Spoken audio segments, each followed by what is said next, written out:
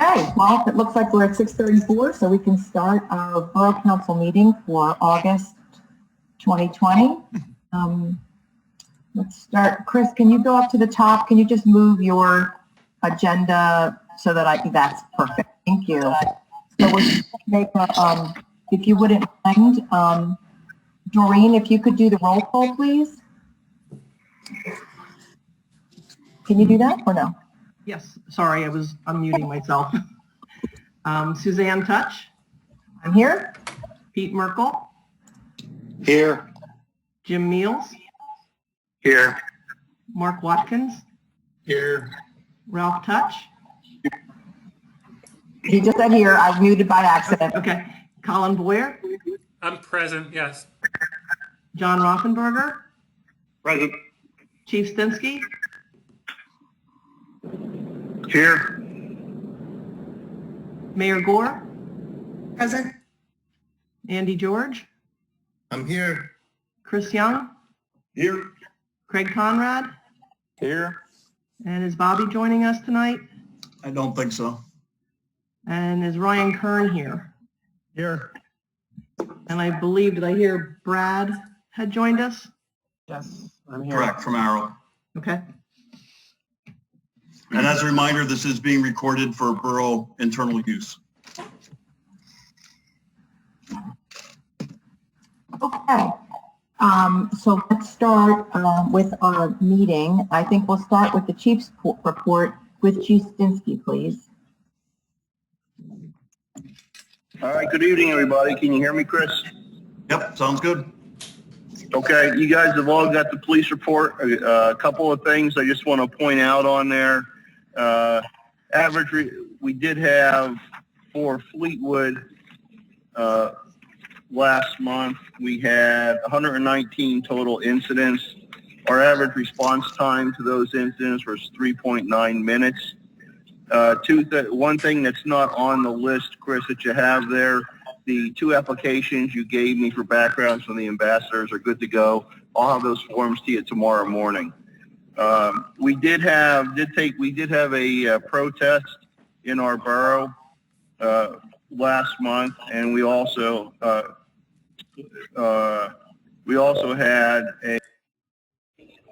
we supported Kutztown for theirs. Myself and Sergeant Alshafer supported a couple with regard to our participation in BCERT, and that did all come around because then we had several officers who were with us while we were doing ours. Right now, between May 30th and June 20th, the department expended $4,679.66 in manpower expenses that weren't counted on as far in support of these demonstrations. There was last week, 1 o'clock in the afternoon, I believe it was on Thursday, I got a notice from Berks DES through the County Chiefs Association saying by 1600 at 4 o'clock, we had to have a list of what our expenses were in order to be potentially available for some federal money that was out there. So I did submit that, and hopefully we'll get some of that recouped to us. On the lighter side, on the 30th of July, we did have work with Northern Berks Regional Police, the Safe Graduation folks, as well as several local fire departments to help plan out a senior parade for the graduating seniors. We had probably about 40 students that were involved in it. It started and basically ended it in the area of the high school. We went through town, out through Maiden Creek Township, and then back. One of the good things that we did back in November 2018, we had what was reported to a burglary to us. Actually, a house right on Arch Street, right next to the community center, where a gun safe was broken into and 2 long guns were stolen. One of those long guns were recovered in another law enforcement investigation, and through FSU processing at the county, we were able to identify one of the actors who was on the run and actually came back into custody back in January. With COVID and all, there were some delays in being able to interview him, but in interviewing him, He identified the other two actors, and in talking to the other two actors, they identified each other. So 3 people were actually arrested last month for that theft of guns that happened back in November of 2018. All of our new officers are doing well. We're actively looking for some part-time officers. I do have a good one on the hook, so hopefully he'll be with us in the next few months. Once we get more in the process, I'll be asking council to hire him. I'm in the process of reviewing equipment needs for the next budget. I did order some road flares because we were down pretty far. And line painting, I'm waiting for some new paint to come in. We painted some of our surrounding jurisdictions, but not the borough yet. So we'll get some lines for speed enforcement as soon as the new paint comes in. Big ticket item for consideration, doesn't have to be necessarily handled today, but Safety Net Sanctuary, they have approached me about increasing the amount that we pay them in order for the dogs.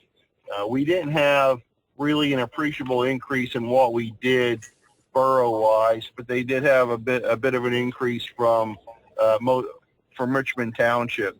So we've been paying them $1,000 the last 2 years. If you recall, I don't remember what the amount was, 500 or 1,000. We were paying Animal Rescue League, and then they came up with this crazy idea where it would have cost us about $16,000. So Safety Net stepped in and was able to do it for $1,000. They've been getting busier. As far as the other people we deal with, Richmond and Topton, they have individual agreements with those municipalities. We've been kind of living to the good, I guess, because we've been paying $1,000 for both us and Richmond Township. So she's willing to work with us. She's asking for $2,500. I think that based upon the numbers we have, we probably would be okay to go to 2,000 if we could get 1,000 from Richmond and 1,000 from Fleetwood, which is what Fleetwood's been paying. So that's something for discussions when it comes to budget talks. But it's not out of line to ask for a bit of an increase for what they're giving us. And barring any questions, those are the highlights of this month's report, last month's report.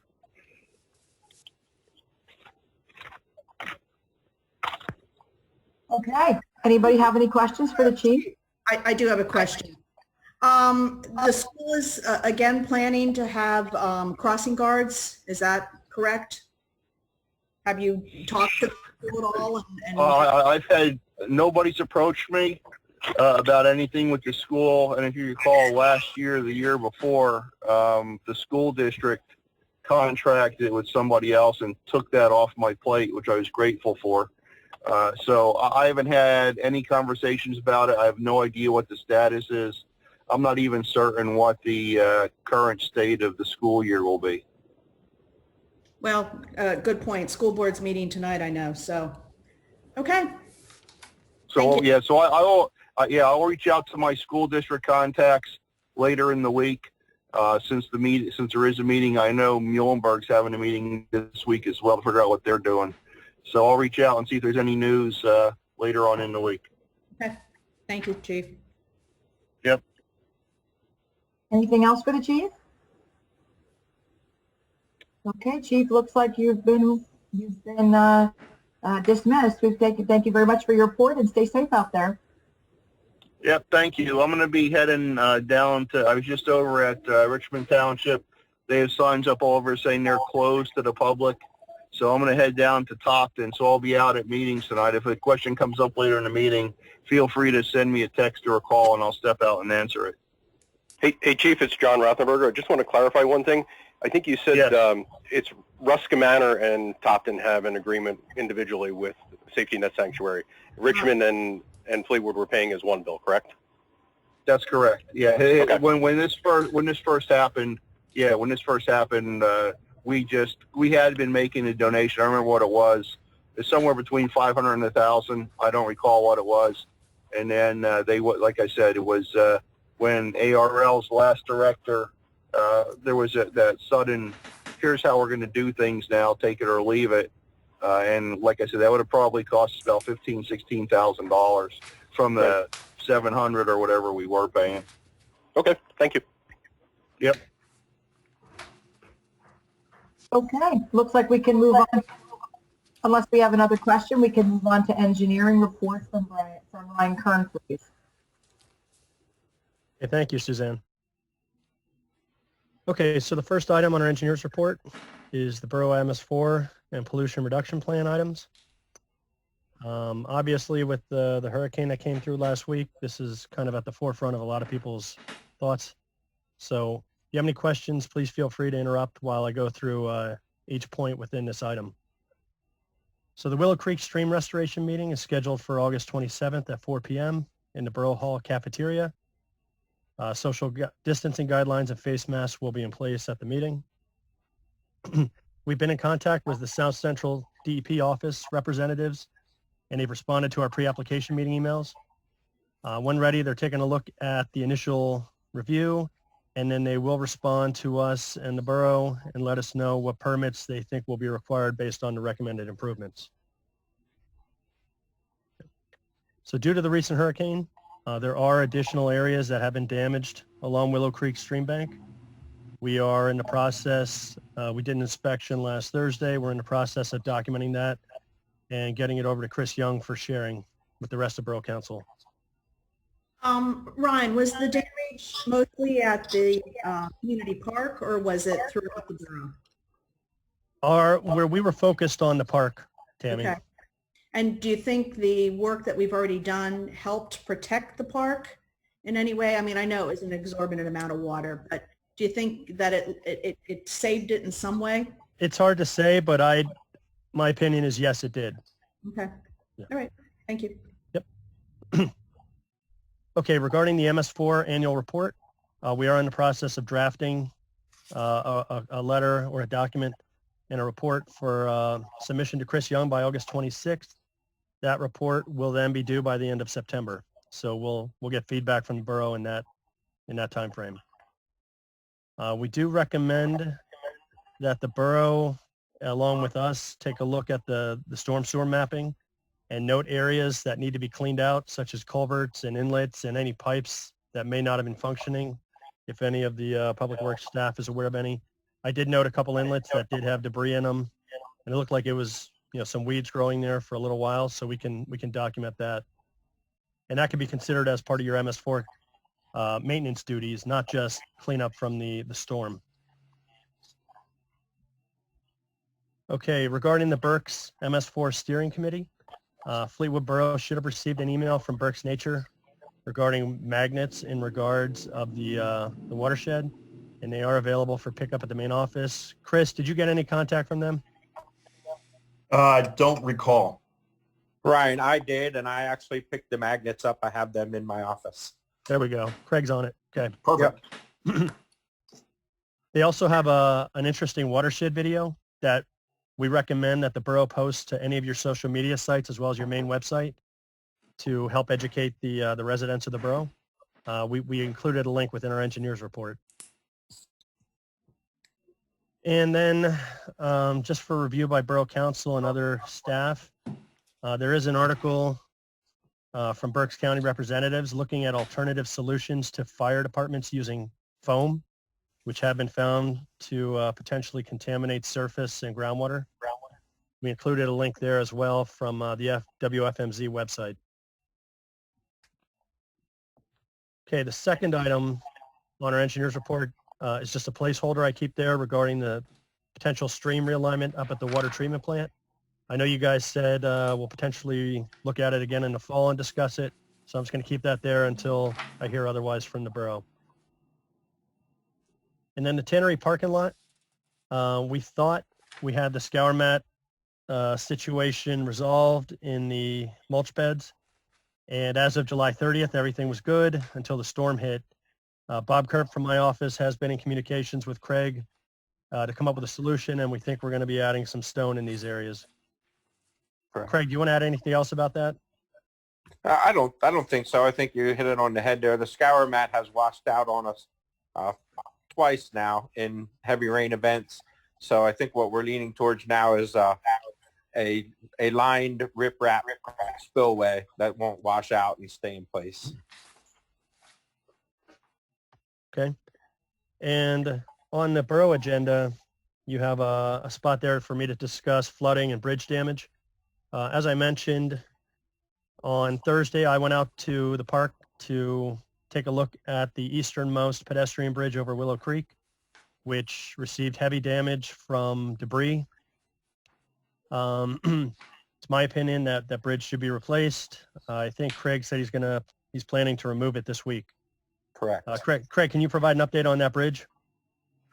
Yeah, it's still, we have it roped off, and some of the people knocked the tape down and stuff, but we are planning to start removal of that Wednesday or Thursday of this week, hoping to have it finished by the end of the week. Is there a plan to replace it? So I met with this is Chris. I met with a construction firm was retained by the insurance company today to look at the structural damage. Tomorrow, I get with the insurance adjuster to find out, to show them the damage, and then we're submitting a claim, of course, for it. So the plan is to see where we end up on insurance first. A new bridge is like $50,000. At least, yeah. Yeah, it's a pretty short span. That sounds about right. Yeah, and the current state of the one there is not fixable. Do you agree with that, Ryan? Yes, I agree. Okay. Craig, this is Suzanne. Just let's be sure that we're making sure that there's no ability for people to traverse over that bridge at this time.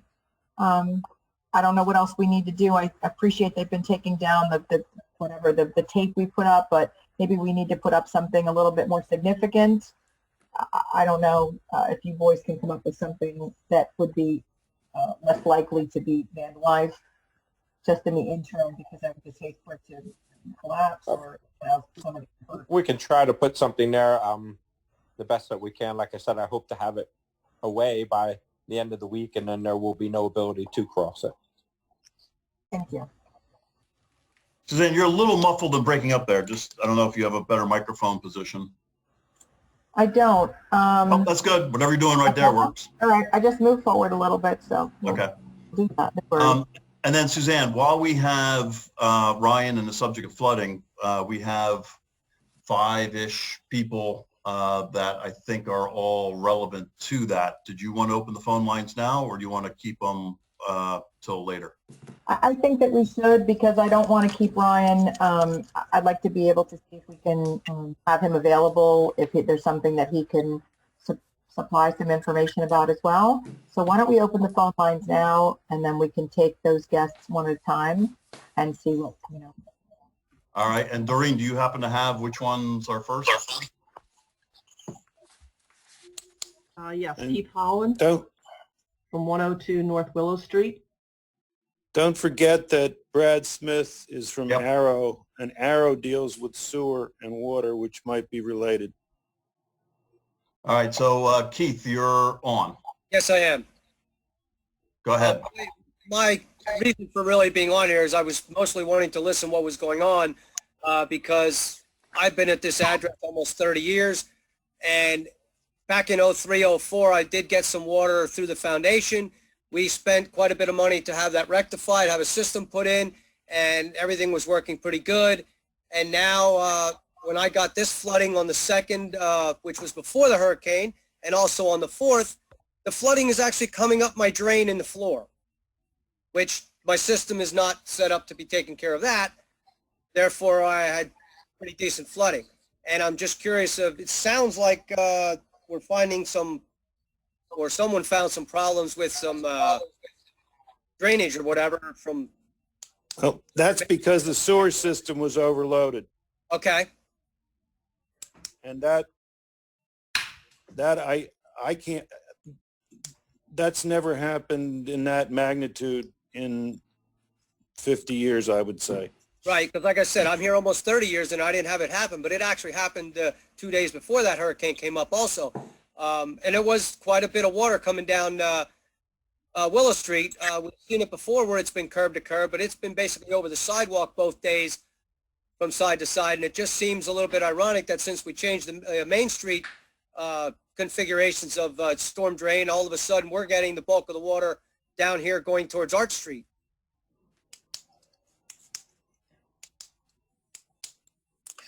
Well, I own a property at North Willow, and we had 2 feet of water over the top of the sewer vents, which never happened before. I've owned that property for 25 years. It was just unprecedented. Mr. Holland, have you put in a claim to your insurance company? They said because it came up the drain, it's not covered. Because you don't have sewer backup coverage? Right. Right. Anybody that has any kind of toilets or anything going into the sewer system from their basements are, I believe actually that's a concern, because obviously if it goes into the sewer system, it's not appropriate. It's not appropriate to do that because exactly this thing can happen. The sewers can back up if they get overloaded in this unprecedented kind of rain that we've had. I don't know if there's any advice that Pete can give you or, a plumber can give you in terms of that. But I think the problem is that it feeds into the sewer system. So if the sewer system backs up because it gets overloaded, that's where the problem comes in. But like many of us, including myself, I know this was in my 25 years here, I've never seen as much water. And certainly Chris was showing me pictures just earlier of the watermarks at the park, which showed water stains that were well up to the stage area, which is never happened. So it was an incredible amount of water, unfortunately. But you can make a claim into the borough's insurance company, and they will investigate it based on your position, and they will follow back around with the borough as to changes that could have affected your property and do a full investigation, and they'll make a determination. And you can get So if I can add to that, Suzanne, and all the people that are online with regards to flooding, we did talk to our insurance company, the borough's insurance company. They requested that every homeowner get a statement from their homeowners saying that they're either covered or not covered. And if you have a denial that you're not covered, we'll need that as well as the submission of damages, and then we'll submit that to our insurance company. But they said it's very important to get a denial first. Can I just ask a question of either Ryan or Brad? It seems like we had this problem before with floor drains in the basements. Is there anything that can be done to close off those floor drains or to help in these extreme situations, or just the way it is? The homeowner can install a check valve on the line. Sometimes they work well, sometimes they don't. If some debris gets hummuck in the valve, they're basically useless. But if they're clean when something like that happens, they do help to prevent stuff from going further up the sewer lateral. Okay. So I just Floor drains. Floor drains are not allowed in new construction. Mm-hmm. If I owned a property that had a floor drain or a shower or something, and I knew I had the potential for the sewer system to be overloaded, I would get rid of the floor drain. Yeah, Pete, to piggyback on top of that, I know the Borough of Topton has a program where they go around and inspect, I think, like 70 to 100 residents every year. And if they find residents have a floor drain that's connected either to the storm sewer or the sanitary sewer, they make them plug it up, patch it in with concrete, and don't allow them to have a floor drain. As far as I know, that is the law. No floor drains. However, well, you said for new construction, but Topton actually goes and inspects every year. They have a program, and they get people to block them up. This is Craig from Public Works. I'd just like to add a little to this. we have discussed this in the past as well, floor drains and sump pumps being an issue because they add to the water in the sanitary sewer, and they help to cause the backup problem. So, we do recommend, and we actually did this for a few people on Arch Street, to plug those floor drains, plug those downstairs facilities. And if you're in an area that is affected, in a lower spot on the system that you've been affected, once or twice, that it's a good idea to remove those facilities. Because obviously what that does is when the sewer system gets overwhelmed, like this time we had the flooding that was up over the curbs, up over the sidewalks. It was running in any manhole that was located in the street. It was running in all the vents and traps. I mean, just because of the flooding. So right there, we're taking on water that, we typically don't see to treat. And now you add some pumps at 20 gallons a minute or whatever they're pumping, times, who knows, 15, 20, however many are connected to the system. That adds up to a lot of water. And in this gentleman's case, had you had a plug in the floor drain, most likely you would not have seen that little bit of water backing up through. It would have held it in. Just, food for thought. You might want to keep a plug handy and keep it in there. Well, I understand that that's been done in the past, and some people had problems where it came up the toilets and everything else too, though. The downstairs facility. And like I said, if you're in an low-lying area like that, if your first facility is up on the first floor, that system has to really back up before you see it discharging in your home. So, by getting rid of those connections in the lower parts of the homes, you're really limiting your chances of having that happen to you again. Ryan, can you expand on this is John Rothenberger. Can you expand on the Topton's program with regard to like toilets and showers in the basement as opposed to just floor drains? Did they cover those as well? No, they just look for floor drains. They were finding that people had the floor drains and they were just dumping paint and oil and whatever else they could into their basement floor drains and then finding it down at the system. So I don't believe Topton restricts basement, sinks or toilets or showers. Okay, thank you. This is more, they were trying to stop people from polluting and contaminating purposefully.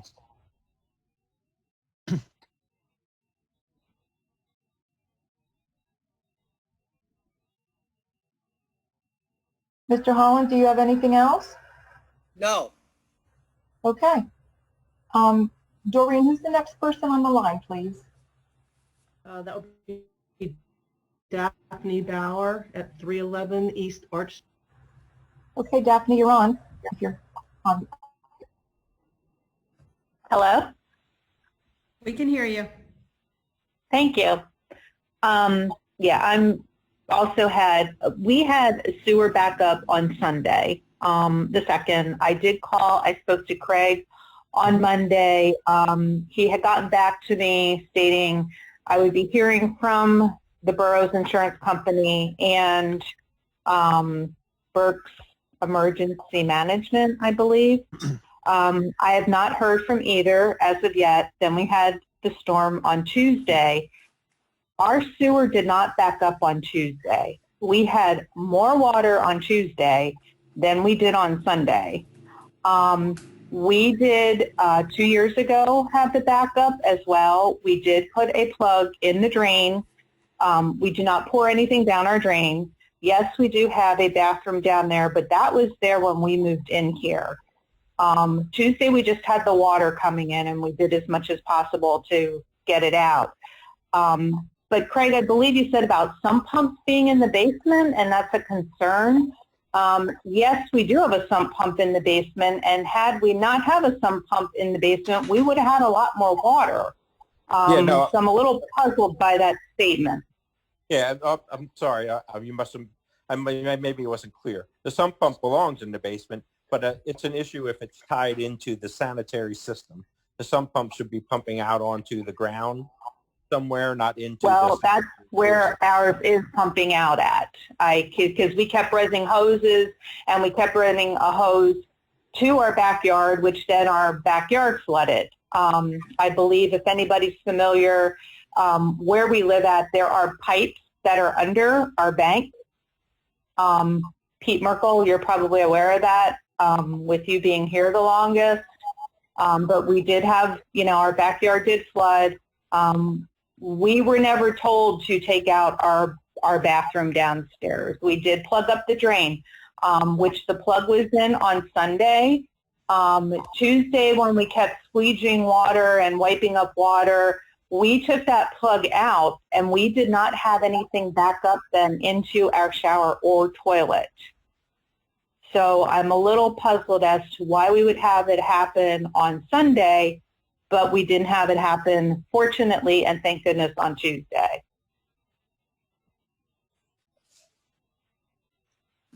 That's a good question. I'm not sure the reason without seeing. What was you the have going on. status of the, Craig, what was the status of the pump station on those 2 different dates?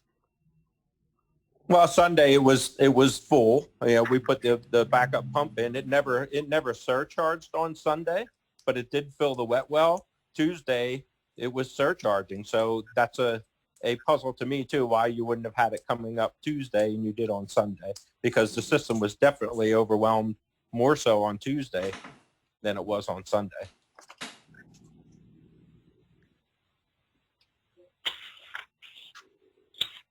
Daphne, you can contact, if Chris Young can get you the information for our insurance carrier, and if you can provide that information to them. Normally claims have to be, and I apologize, I think Craig told you that someone would be contacting you, but normally the way that it works is that if you have a claim, you send it into the borough with the appropriate documentation, and then the borough forwards it into the insurance company.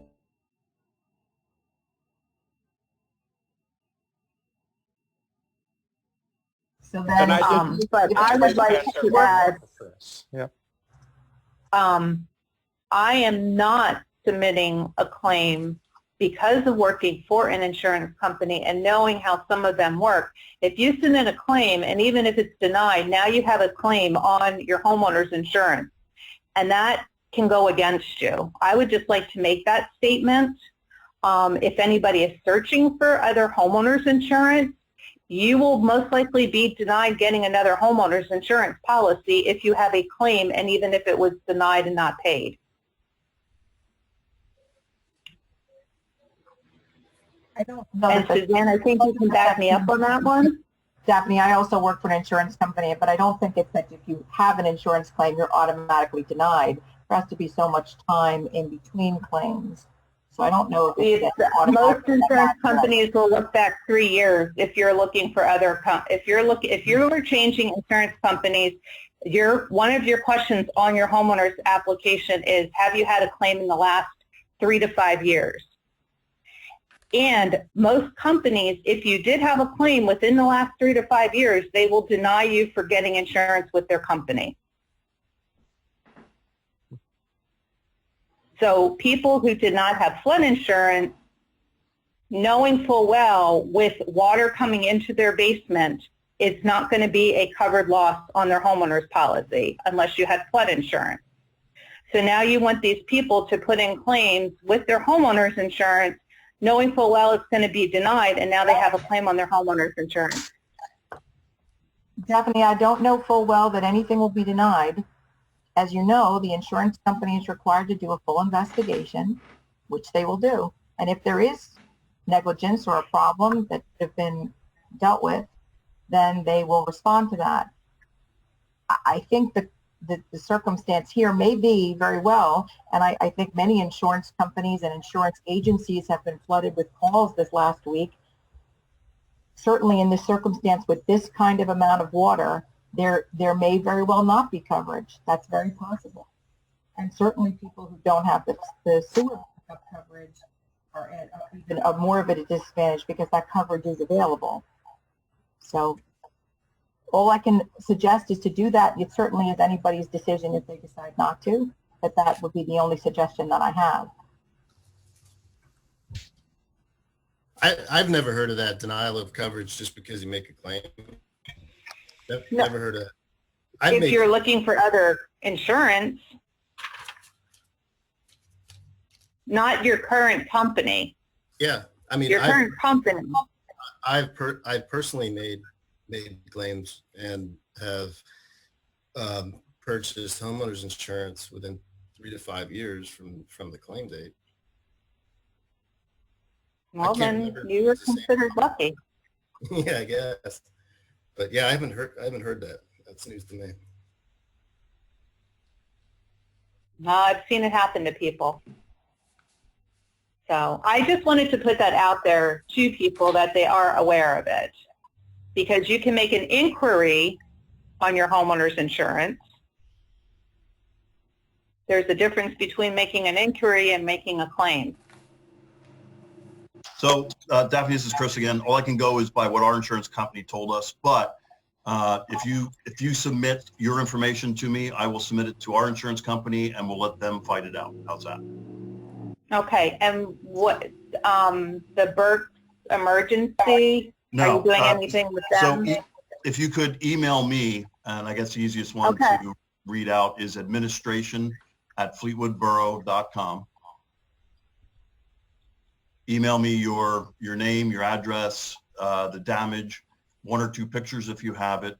And what we're going to do is collect them all, and also the date that it happened, since you're unique that it only happened on Sunday. We will send it to our insurance company, and this is for everybody listening. We will submit it to our insurance company. If you have a denial, that may expedite things because that's what they're looking for. Now, they might have to call your insurance company to verify that then. I don't know how that works, but we're here to try to help. Okay, thank you, Chris. And Chris, this is Craig and Daphne as well. I did pass on her information to you, and I think you may have already contacted the insurance. We'll have to double check that tomorrow. Well, I didn't have her on my list, so I apologize. I called everybody I had on my list, so I apologize for that. You missed the list for some reason. But if you email me, we'll take care of it. It's definitely not too late. Okay. Daphne, can we move on to the next person then? Sure, thank you. You're welcome. Doreen, the next person on the list, please. Jennifer Schwegler at 531 East Linden Street. She had commented she owns the property, but it is a rental unit. Oh, there was no flooding. I'm just on to hear what's going on because my parents were involved in one of the flooding issues. So, if they had issues, can you provide that? Can you contact Chris at that email address so that he can help? He's already on here. He already talked. I just want to hear what else is going on because I heard there was something about the water bills going up. Okay. Thank you. More to come. No problem. Doreen, the next person? The only other person I have is Denton Shooker.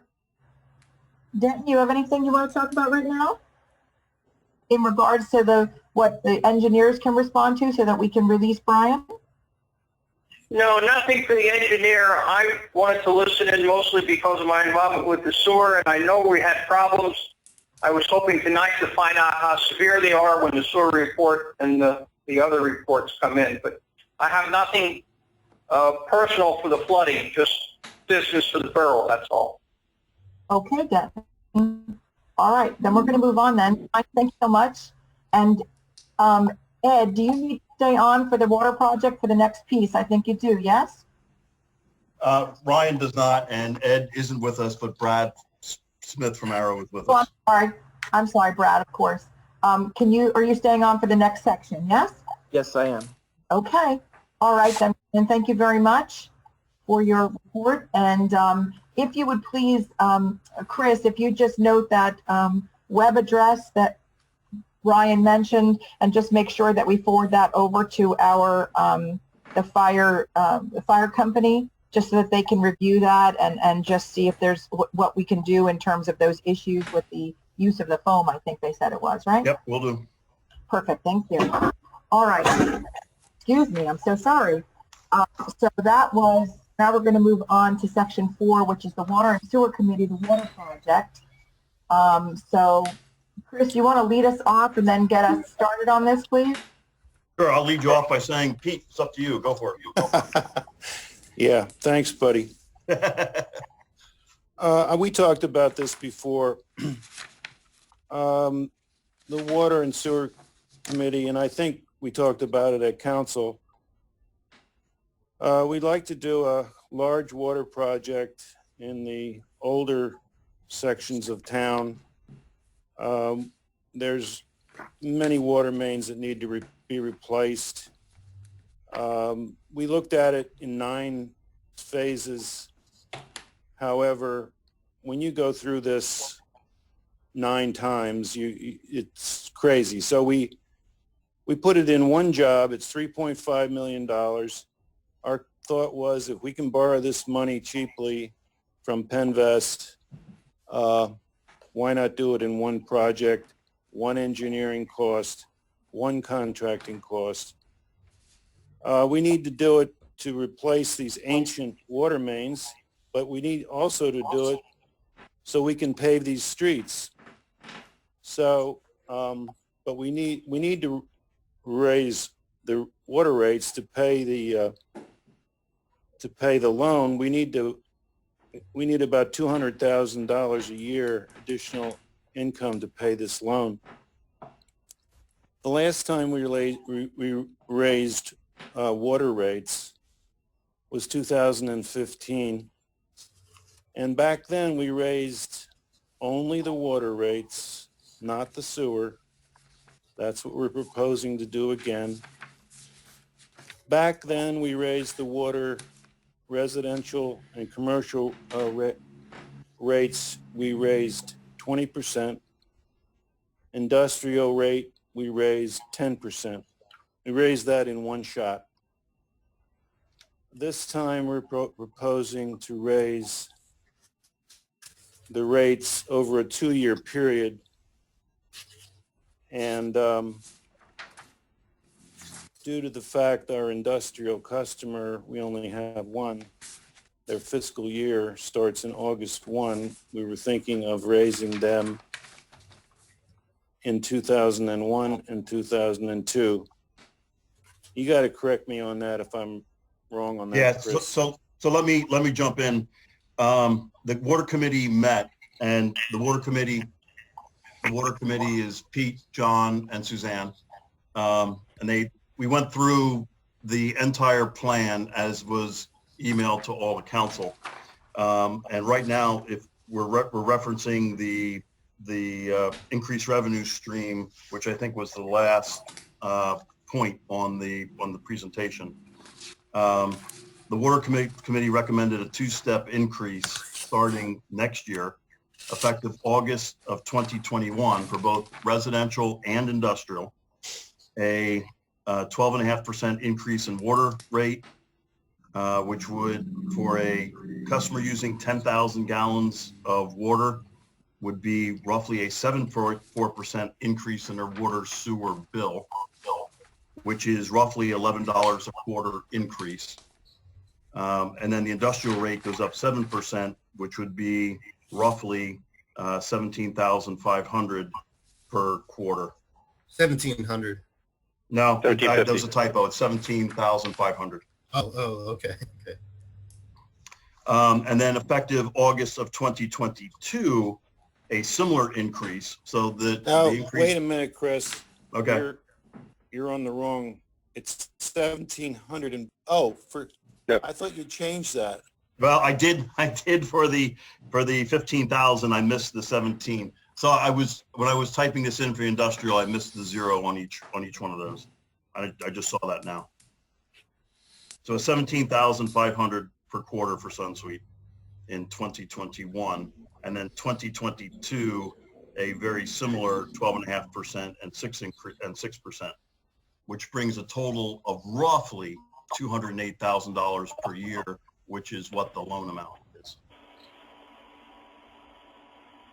You know, you may think the percentages are large, but the dollars are small.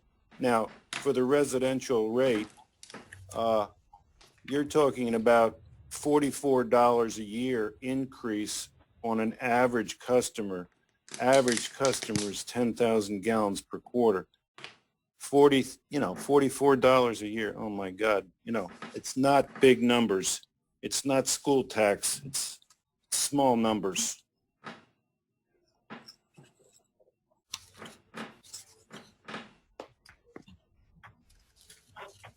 So, Chris, now that we've talked about that recommendation, can we talk a little bit about the Penvest loan? Certainly. So as council applied or authorized us to apply for the Penvest loan back in April this year, that was a very long process that Brad and Ed at Arrow helped us through. And we also applied for a grant that we won't find out until the end of this year whether or not that applies. So this is a worst case scenario. We're assuming we do not get a grant, and these rate increases would make up for that loan. If we would get a grant, the second phase of these water increases could be adjusted accordingly. So the Penvest loan, as everybody saw on their paperwork, is a $3.5 million loan up to 20 years. We must settle by March of 2021, which is why tonight is important that certain things happen. The interest rate is 1.107% for the years 1 through 5 and 1.861% for years 6 to 20. Early on this, we went to Fleetwood Bank and said, hey, we'd like to stay local. And when they heard these rates, they said, go away, go with Penvest. Because this is a Pennsylvania initiative for infrastructure like water loans. So this is our best bet. And Chris, there's no additional grants or loans, grants available that can also offset this? Well, we applied for the H2O grant, which could be up to $1 million against it. We won't find out until close to election, and that's not a coincidence, of course. And it's very political. We have all our political allies trying to nudge the governor into getting us this grant. But we won't find out until October timeframe. And it's highly competitive. Highly competitive. We've been to our industrial user, and they're on board with this. This is not a problem for the industrial user. And of course, if our industrial user were, for some reason, unforeseen reason, to move out of Fleetwood or stop using our services, that's a tremendous amount of revenue that we get from them. Is that not right? Which then offsets the rest of our costs? Yeah, that is correct. very right. You know, our total revenue, for example, in 2019 water was 1.1 million. SunSuite's part of that was $430,000. Okay. So then moving next then, Chris, then do we need to get a motion to move forward with to authorize, is it Doug Roush to work on the Penvest loan? So there's 3 actions council has to take tonight, or should take tonight, I should say. One is approve Arrow to go ahead and do the bidding for this project. So if we give authorization tonight to give Arrow the authority to prepare the documents and go out for bid, the timeline gives us the ability to come back by October in order to open the bids and start awarding bids at that point, which is again required for Penvest. So all this is dictated to a pretty big degree by the Penvest timeline. So the bids would be awarded November 9th, and we would find out about a week before that how realistic the $3.5 million is. If we go out for bid and it comes out to be $5.5 million, all bets are off, right? So we need to figure out, we're dealing on engineering estimates at this point. We don't have any contractors bidding on it yet. So it's possible that the bids come in low. It's possible that the bids come in high. So that would help determine what the Penvest loan is. The Penvest loan is based upon what we use not the full $3.5 million. If we go to them and say we only need $2.5 million, that's fine. Then they adjust the amortization schedules accordingly. Chris or Brad, do you guys have any inside information about whether the grant would be something that's looking good, or I heard that's pretty competitive. I think there are a bunch of applications in, and I think the money's available from what I heard. I mean, all the money's there. Yeah, it's extremely competitive. That's why it's important that you get your state legislators to lobby on your behalf, because it's more of a political process than anything else at this point. So I would reach out to them, talk to them about your project, why it's important to the borough. Anything you can do to, so to speak, put your name out there in your project would help in getting that grant, but there's no guarantees. Yeah. And we have both Senator Schwank and Representative Joswiak have been contacted, and they've both thrown their support and contacted. I guess it wouldn't hurt for Tammy to throw another a volley out there. Sounds good. Do we have a write-up on why it's so important to the borough? Was that part of the grant paperwork that I could? Yeah, we prepared a narrative of the project. Okay. Tammy, I can get you a copy of that. If you would, please, and then I'll push from my end. Thank you. Mm-hmm. So this is John Rothenberger. If I could weigh in a little bit on this, the importance of this. So we've seen a number of water main breaks over the past several years, and Pete kind of alluded to this, that we're in need of, we need to replace the water mains in order to prevent unexpected outages. We're talking like 26 blocks, if I did my math right here, of water main replacement that's necessary. The water rate increases, which I think we're going to talk about in just another couple minutes, we're anticipating that we would not put them into place, or not recommend that the authority put them into place until beginning in the August billing in 2021. So there would be no increase this year based on what we see right now. So if there are no other questions on this, I'd like to make that motion that we approve Arrow to start the bidding process. I do have a couple questions regarding that. This is Colin Boyer. Go ahead, Colin. How much money are we going to use from our current savings? Does the water department or the authority have savings set aside for these types of projects? Well, the water department has cash on hand right now, about $760,000. That's been paid down from in the millions because we paid PennDOT, forget what we paid them, 700,000 or something like that. That Correct. sounds about right, Pete. But that was the best deal we ever got, because if we had to do that ourselves, it would have cost $4 million, just like this project.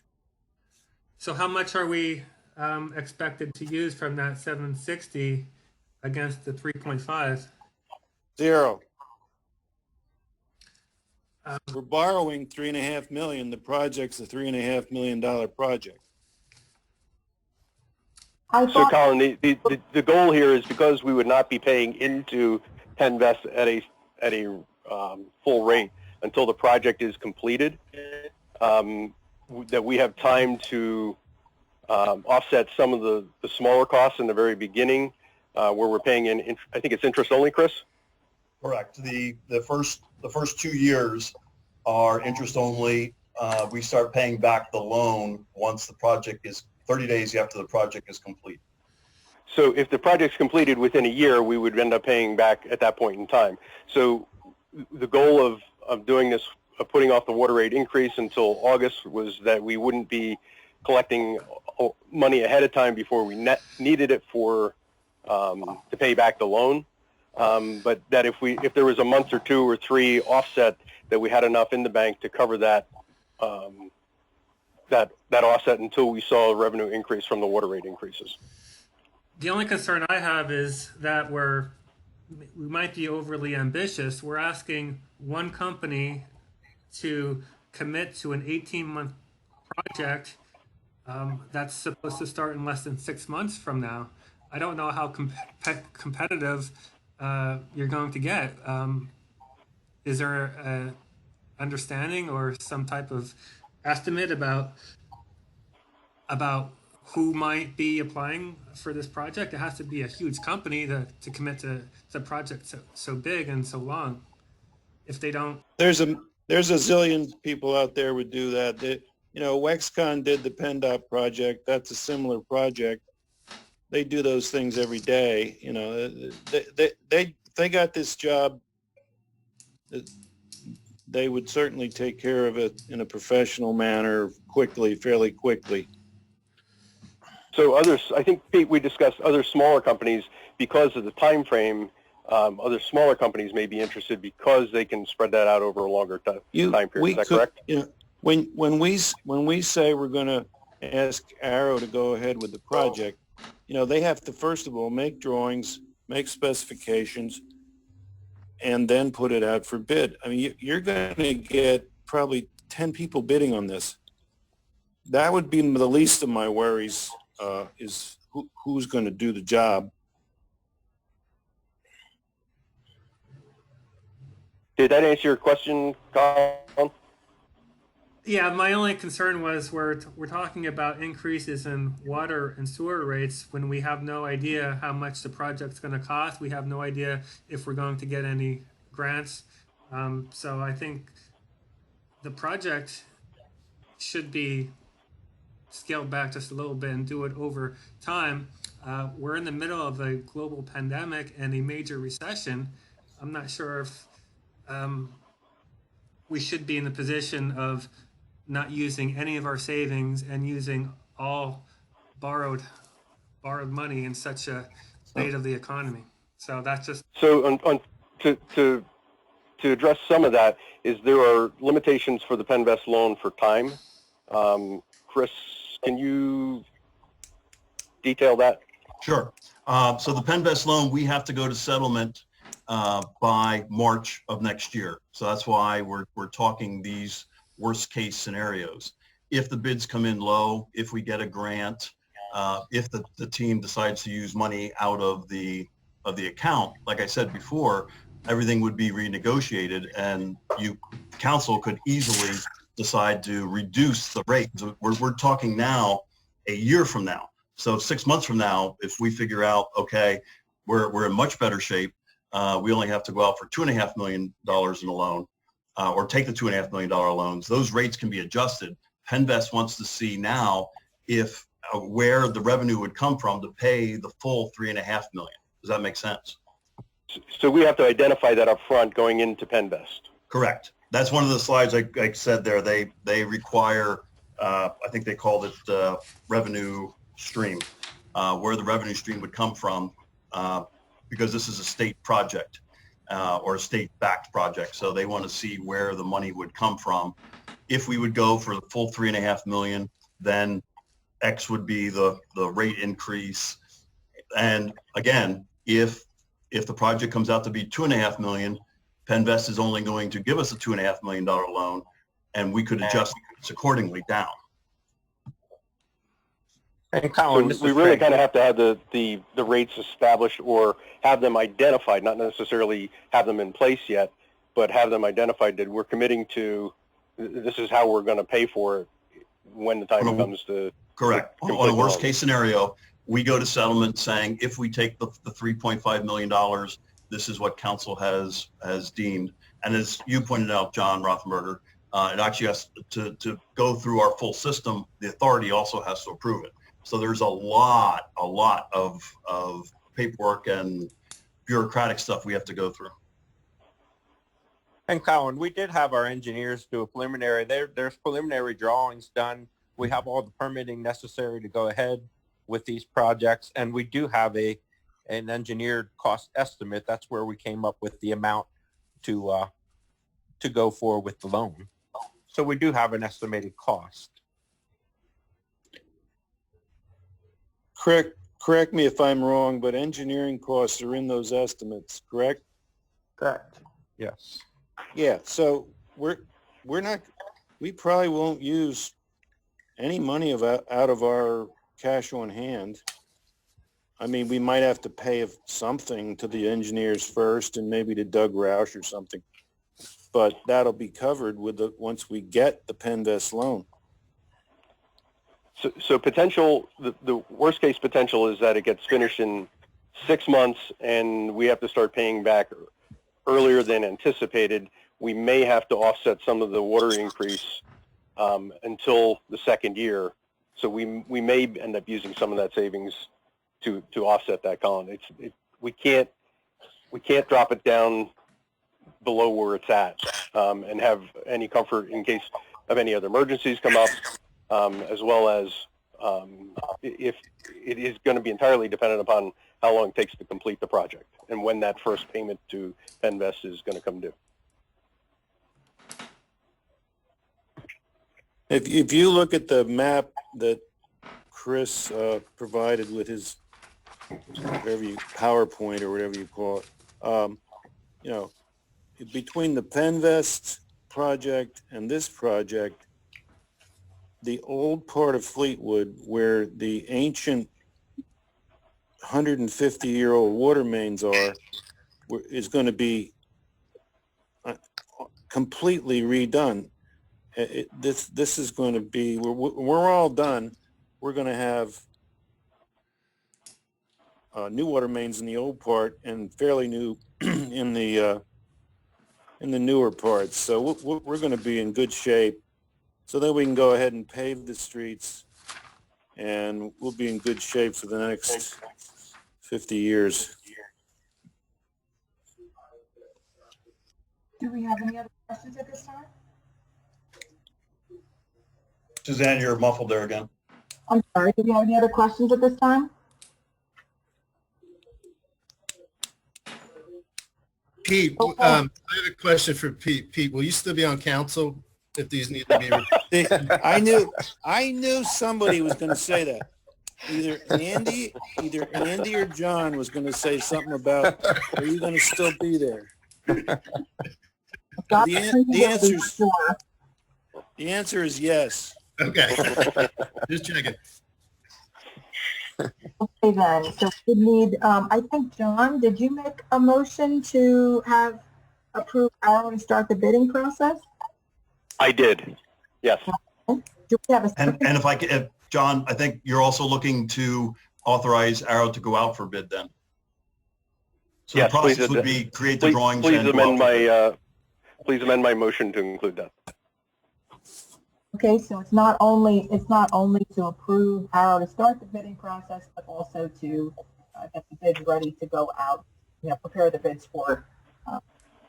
To actually start the bid process so that there's no other council action needed. Arrow would be authorized to actually do, the next thing we would hear back from Arrow would be when the bids come back in, I believe it's November. Yeah, the motion is to advertise the project for public bidding once it is loaded on PennBid. I'll second the motion. It's Pete.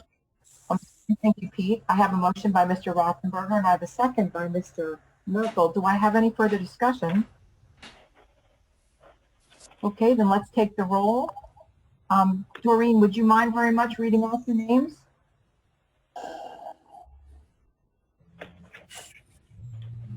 Suzanne?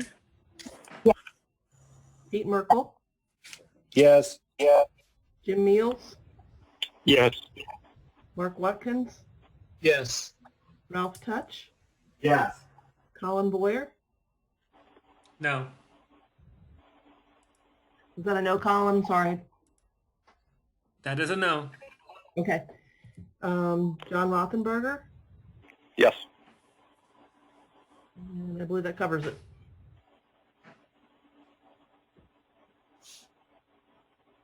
That motion carries. Perfect. So let's move on to the next item. Now we're going to speak about approving the attorney for the Penvest loan.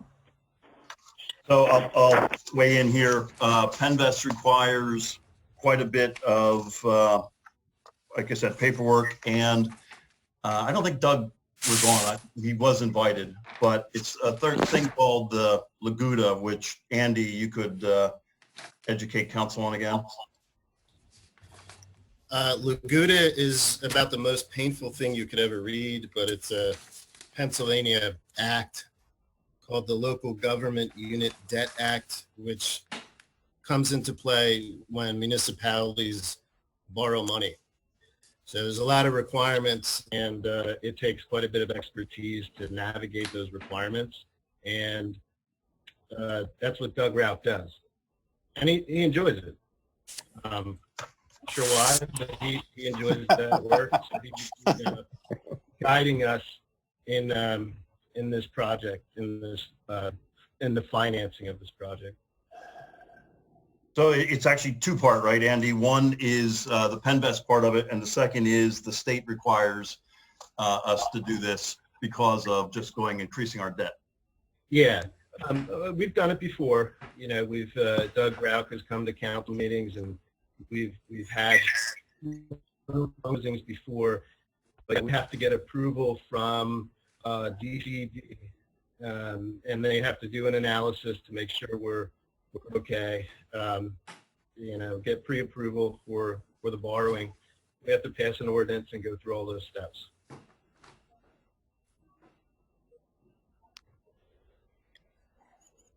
So do I have a motion to approve Doug Rauch as the attorney to assist us in the Penvest? And the law firm is Georgiadis Shetley is the law firm. Thank you. It's in the handout. I didn't know how to pronounce that.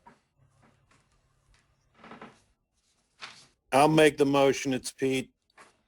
I have a motion by Mr. Merkel. Do I have a second? I'll second the motion. I have a second by Mr. Touch. Did everybody hear that? Yes. Okay, so, okay. Do we have any further?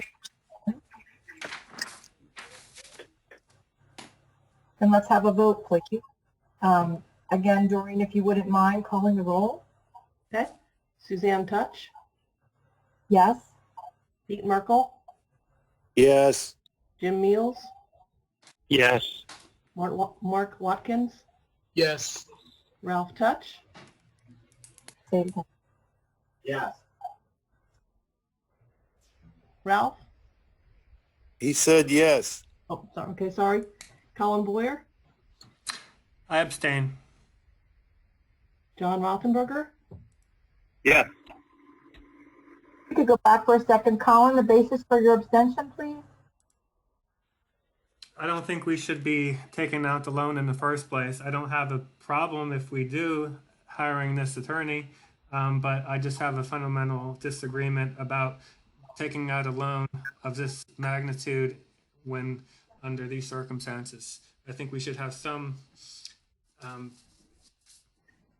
interest in the project. We should be using internal funds and not solely relying on loans. We should not get deeper into debt. So that's why I abstain. I just don't agree with the project as big as it is. So that's why I abstain.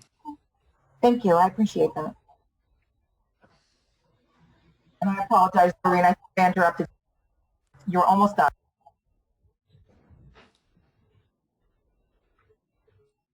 Chris, Yes. Did we go through everything? we need two more motions, correct? Wait. There's still got a motion on the table. So Doreen, we went through everyone. I know that we just finished up with Colin. Did we have anybody else on the list? well, let's go with John Rothenberger because I don't recall if I said his name or not. So John Rothenberger. Yes.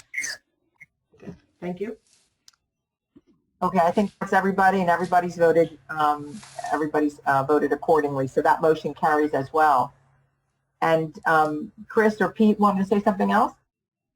I'm asking Chris, we need two more motions, correct? I'm only counting one more, and that's for the water rate increase. What about the Penvest loan? Well, council already approved going out for it.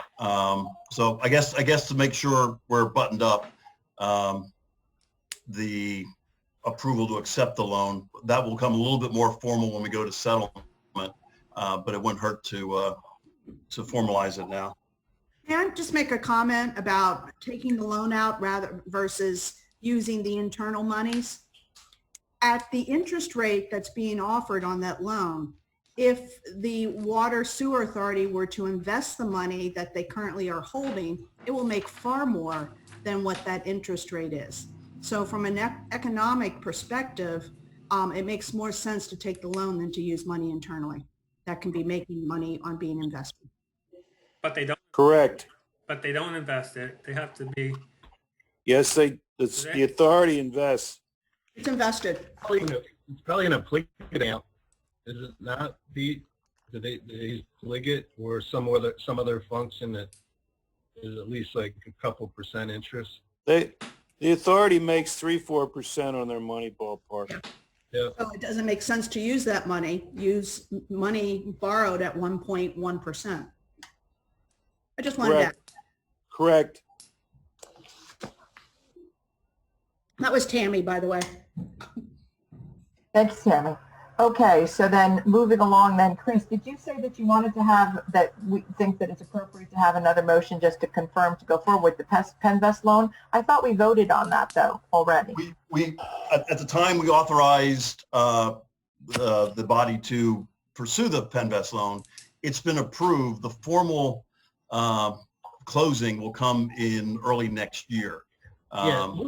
Chris, we'll have to do. We'll have to pass an ordinance, and this won't be the last time we're dealing with it. So that official approval will come later. Right. So I don't know if we really are required to do anything at this point, right, Andy? No. But the thing that we should move on to then is the water rate discussion and vote, right? I think yes. so. Correct. I have a question. Chris, was the offer accepted from Penvest? Yes. Okay, that's the only thing you'd have to do. Yep. I'll make the water rate motion. It's Pete.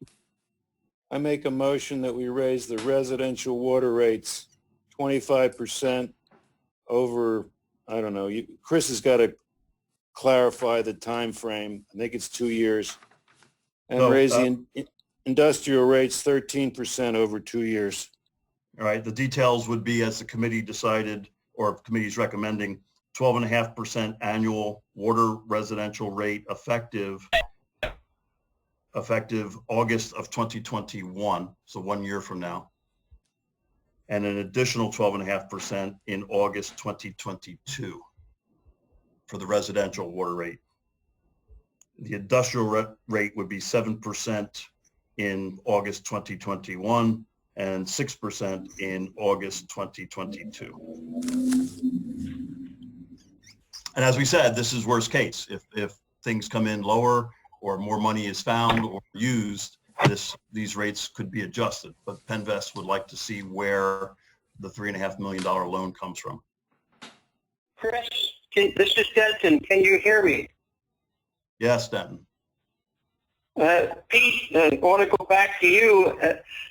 This joint committee we've been working on with sewer and the water, I think you're going to have to get the final okay for the water rate increase from the authority.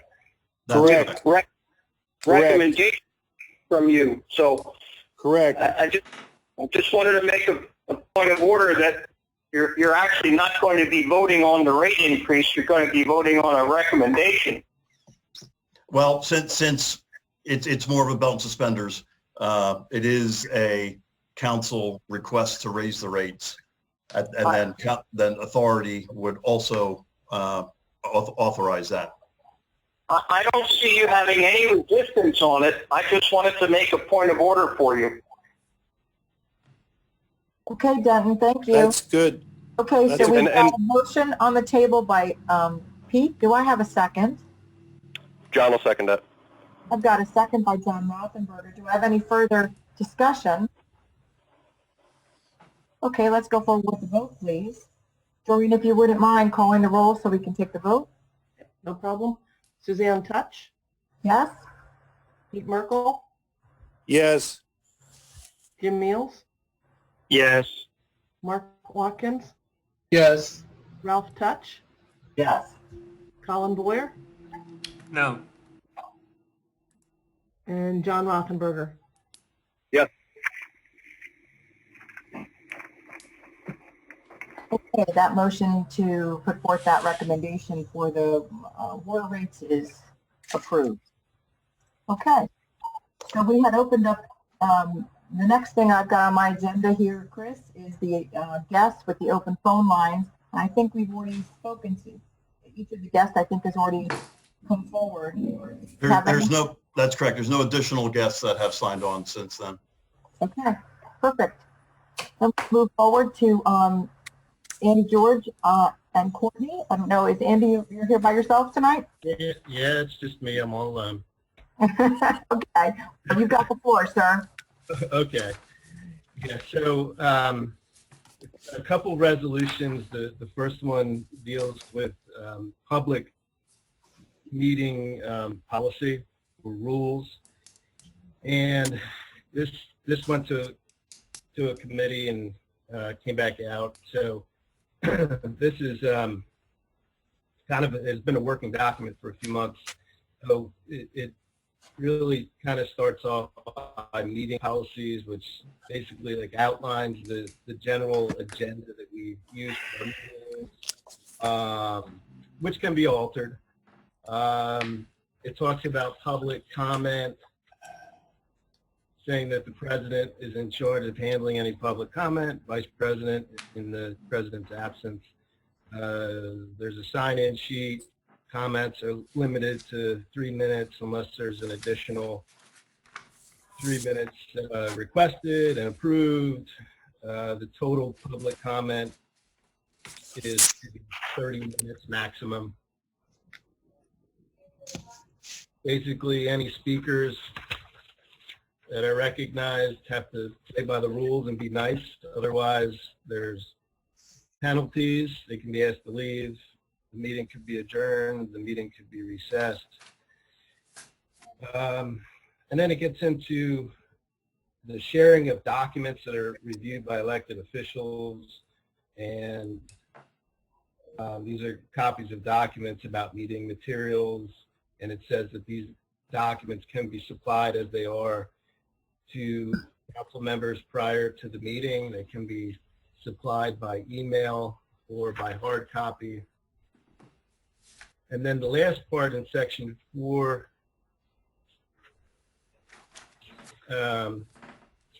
actually not the last part, one of the last part, deals with recording of meetings.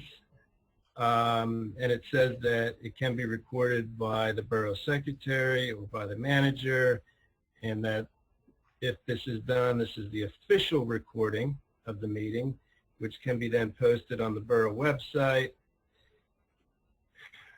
and that can be deleted when the minutes are approved. It also says that recording will be posted on the borough website for a period not to exceed 1 year from the time of the recording. There's a subsection that deals with recording of the meeting by members of the public, which those meetings can be recorded by residents, taxpayers, staff, or council members. There's the requirement that if the meeting is being recorded, that the person recording identifies themselves and the fact that they are recording the meeting. The recording is not permitted to interrupt the meeting, and there would be a restriction against recording any confidential documents. There are also portions of a meeting, of course, that can't be recorded, and those portions deal with any executive sessions. And on page 5 in subsection C, there are those executive session type matters that are specifically listed out. That comes right out of the Sunshine Act. Section 5 deals with remote meetings and the recording of those, and recordings aren't permitted of remote meetings. Basically, the same rules apply that apply to in-person meetings. And it goes on to say that only the agenda will be shared during recorded virtual meetings, and that's to preserve any and address any confidentiality type concerns, not sharing things that are not meant to be shared. So that summarizes the resolution that has been discussed.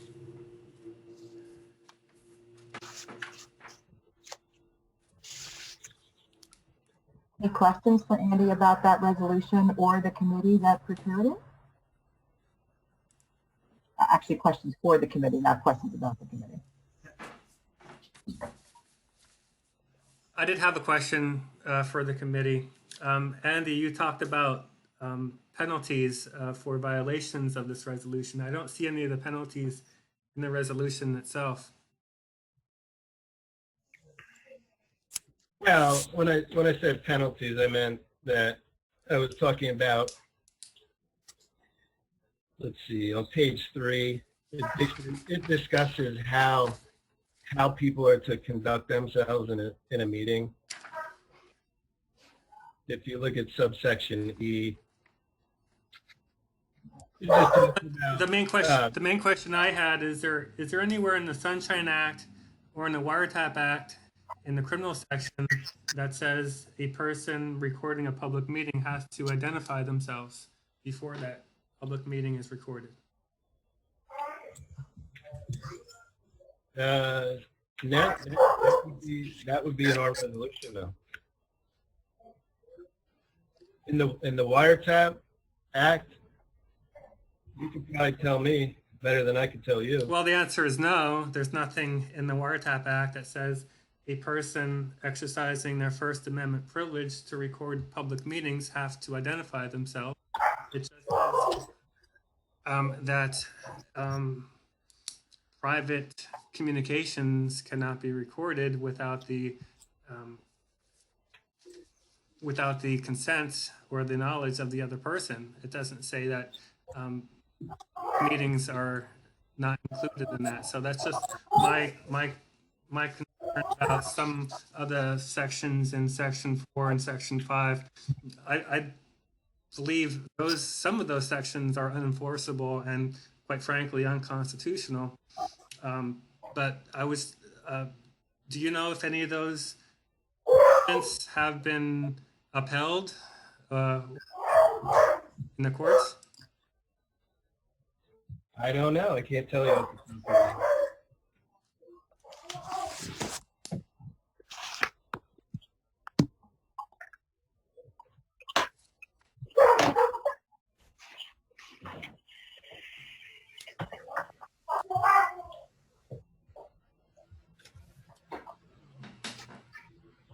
So then should we were presented this resolution by the committee. Do we have a motion to approve the resolution, or in the alternative, do we want further discussion on the constitutional issues that Colin has raised? I just don't think it's necessary for us to put something in writing. Certainly, we've been going through council meetings for decades with the Sunshine Act in place. I think the way it is perfectly fine.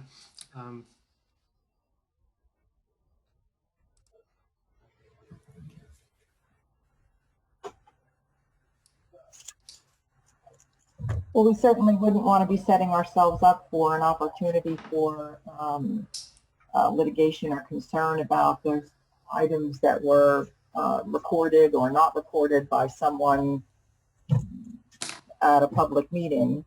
So yes, the Sunshine Act says that people have the right to use recording devices at meetings. But it also says that nothing prohibits a municipality from adopting and enforcing reasonable rules regarding the use of recording devices. So I know that other municipalities do require someone to announce that they're recording the meeting. They require them to only record from certain areas. Whether case law has interpreted those restrictions as reasonable, I don't know. I have to look at it. But Andy, you would agree with me that the level of scrutiny would be strict scrutiny and not a rational basis. So you would have to have a using the strict since we're controlling somebody's First Amendment privilege. These has to be reasonable restrictions. Certainly, every council member that's elected has to know that anything discussed at a public meeting should not be confidential.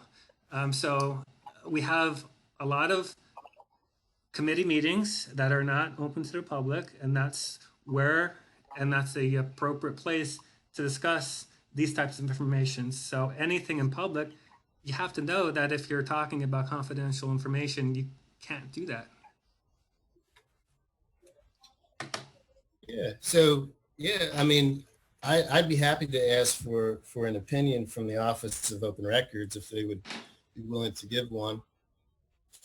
Or if there is a case out there that interprets that, I'm not sure there is, we could take a look for it before we put this into place. Well, Annie, why don't you do some further research and then, forward, your information back to the committee, and then we can take a second look at it and go from there. Because we certainly don't want to be setting up the borough, this council or any future council for litigation on this matter. So why don't we do that, and then we'll be in a better position to go forward. Will do. Perfect. Okay. All right. Next we have, I think, is a resolution for the finance SOPs. Right. So standard operating procedures for financial matters. So this proposed resolution talks about Section 1106 of the Borough Code, which deals with the duties of the Borough Treasurer. And it's a relatively detailed 5 or 6 page resolution here that deals with various accounts. So, with accounts payable, you have invoices that are entered into the borough's bookkeeping software 2 times a month, and council reviews at the 2 meetings. The invoice process related to accounts payable is outlined in detail. Similar with accounts receivable, that process and those accounts and those, the accounts are received 2 times a month.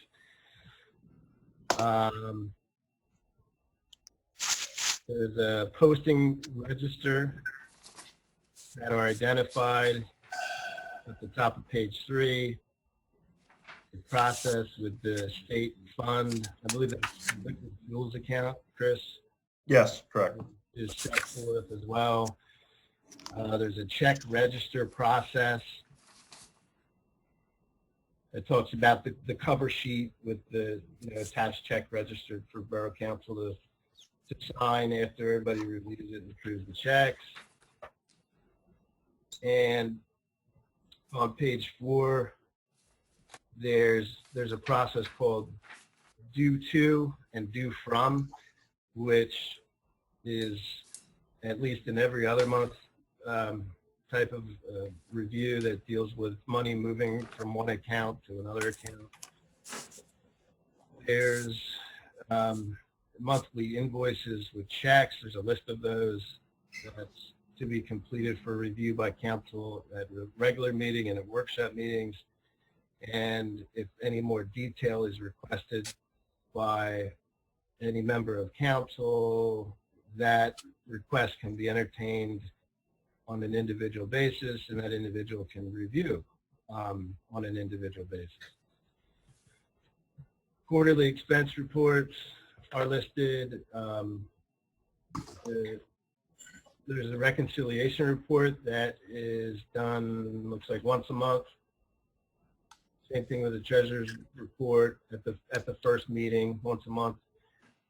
There's a weekly account reconciliation that should be done basically as a kind of a checks and balances. And then there is a section 4 on page 5 is like basically deals with the timing of the reports and to whom the reports are delivered. Does that sum it up, Chris? Yep, that was perfect.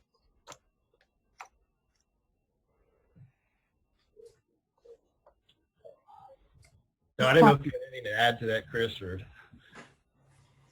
No, I mean, that's fine. John Rothenberger, did you want to say anything on that?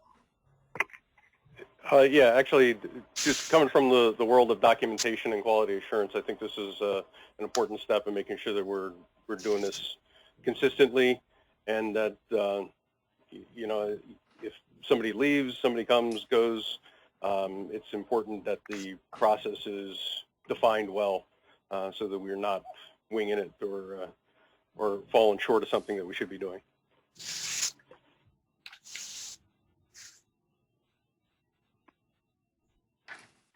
Now that we've reviewed that resolution, do I have any further discussion on it?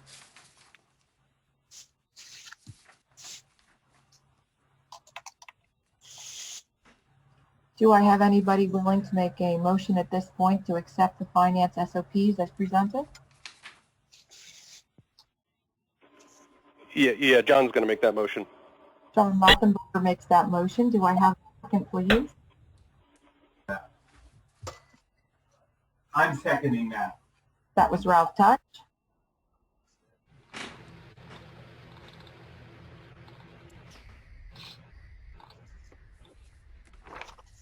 Okay, then Doreen, if you wouldn't mind going through the vote. Okay. Suzanne Touch. Pete Merkel. Yes. Jim Meals. Yes. Mark Watkins. Yes. Ralph Touch. Yes. Colin Boyer. No. John Rothenberger. Yes.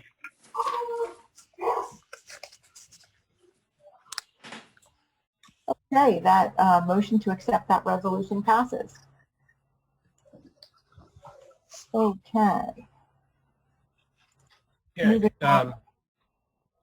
so the last thing on the agenda on my list is related to Act 93 of 1994, which is the Fire Insurance Escrow Act. And this was a late delivery to you, and it's my fault. I didn't get it done till Friday, and I think Chris then circulated it on yesterday, I think. Yeah, that's correct. So it's a draft ordinance, and I think this was discussed at the last meeting with Courtney, but it's the state act is from 1994, and a lot of municipalities adopted it, so to speak, and passed their own ordinance around that time frame in like 95 and 96. Fleetwood never did. I'm not sure why, but the act, as the ordinance says, is designed to arson, discourage abandoned properties, and prevent urban blight and deterioration. So what this does, if the insurance amount, proceeds of any loss are more than $7,500, the insurance company has to ensure that any borough expenses and claims are paid before making any payment to the insured. And there's a formula in the act and in our proposed ordinance that would require payment of proceeds, a certain amount of them, to the borough, and basically it's used as security to make sure that the work is done and done properly. So then when the work is complete and inspected, those are returned to the insured after the borough, recoups any expenses. So that's the intent of the act and the summary of it. We did speak about that, and then we had our last meeting, Courtney, that particular act and the necessity for it. Do I have any further discussion on that at this time?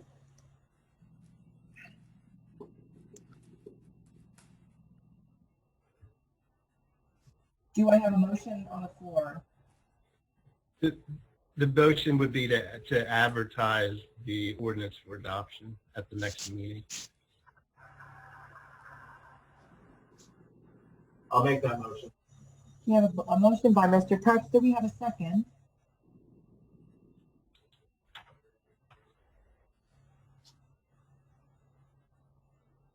This is Jim. I'll second it. I have a second by Mr. Meals. Do I have any further discussion? Okay, then let's go through the roll if you wouldn't mind, Doreen. Okay. Suzanne Touch. Yes. Yes. Sorry. Pete Merkel. Yes. Jim Meals. Yes. Mark Watkins. Yes. Ralph Touch. Yes. Colin Boyer. Yes. And John Rothenberger. Yes. Okay, that motion carries to allow for the advertisement of that ordinance. Okay, moving on to number 7, public safety. Looks like it's Ralph Touch about the fire truck update. We just wanted to make sure that everybody had a copy of the bill for the new fire truck. Since it's such a large number, and this is one of the exceptions where they're asking for payment directly to the provider, we didn't want to mix it into the regular bills. We've already had a motion, and the motion was already approved to pay for it. So at this point, it's just for information that people are looking at the physical bill that matches the request for the $100,000 payment. I didn't know if anybody had any questions. What's this for again? Truck. This is for the fire truck. So remember at the last meeting, we had a request from the fire company to pay $100,000 towards the new fire truck. And there was a discussion as to which one for a while. And then we had a motion and approved it. This is the actual bill that represents that fire truck.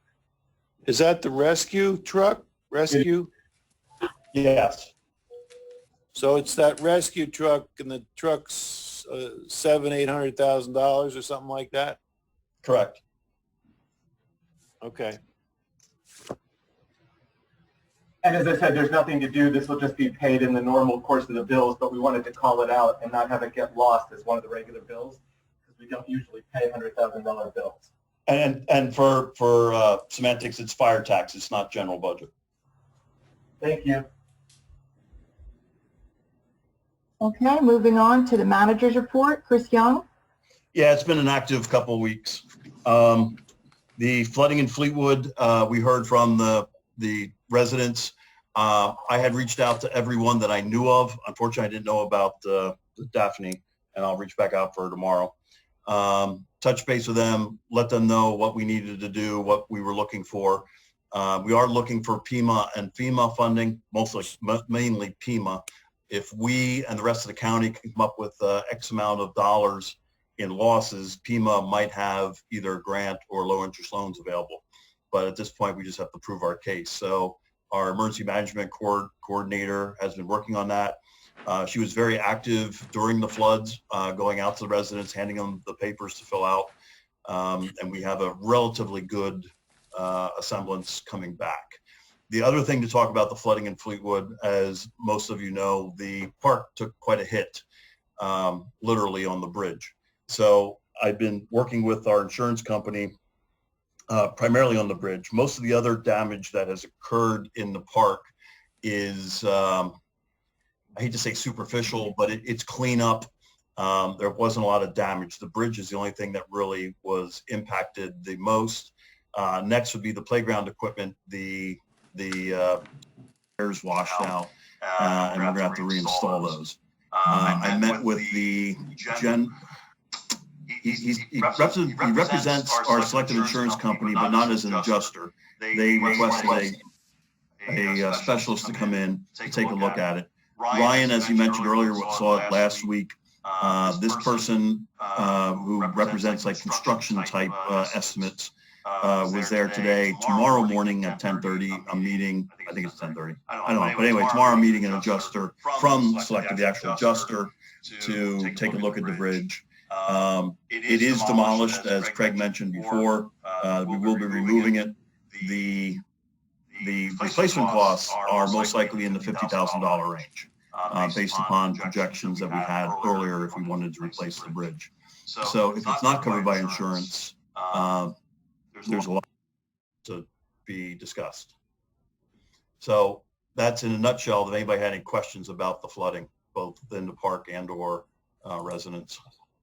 So Chris, there was only one bridge, the first one by Arch Street. I walked over. I saw the other bridge down a little bit farther by the playgrounds, not the one by the pond, the retention basin, but the kind of one in the middle. That one looked like it just had debris on it, I guess. That's correct. So the first bridge acted as the barrier and took most of the heavy debris and kept it there. The other two bridges then were more superficial debris that we have seen in other flooding type issues. So those bridges both were investigated or looked at by our engineer. Both are deemed okay. The first bridge is the only one that took structural hit. Okay. Thank you. So that's where we're at on flooding. Anything else? I don't think so. I think you can move on to the next.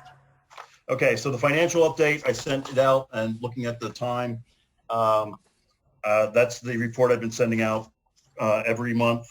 If there's any questions, I assume someone would get back to me. It again shows that we're in decent shape as far as revenue and expenses go. The thing to talk about here is the finance team requested a meeting, and we looked at the capital plan. So everybody got a revised capital plan that Jimmy is primarily responsible for monitoring.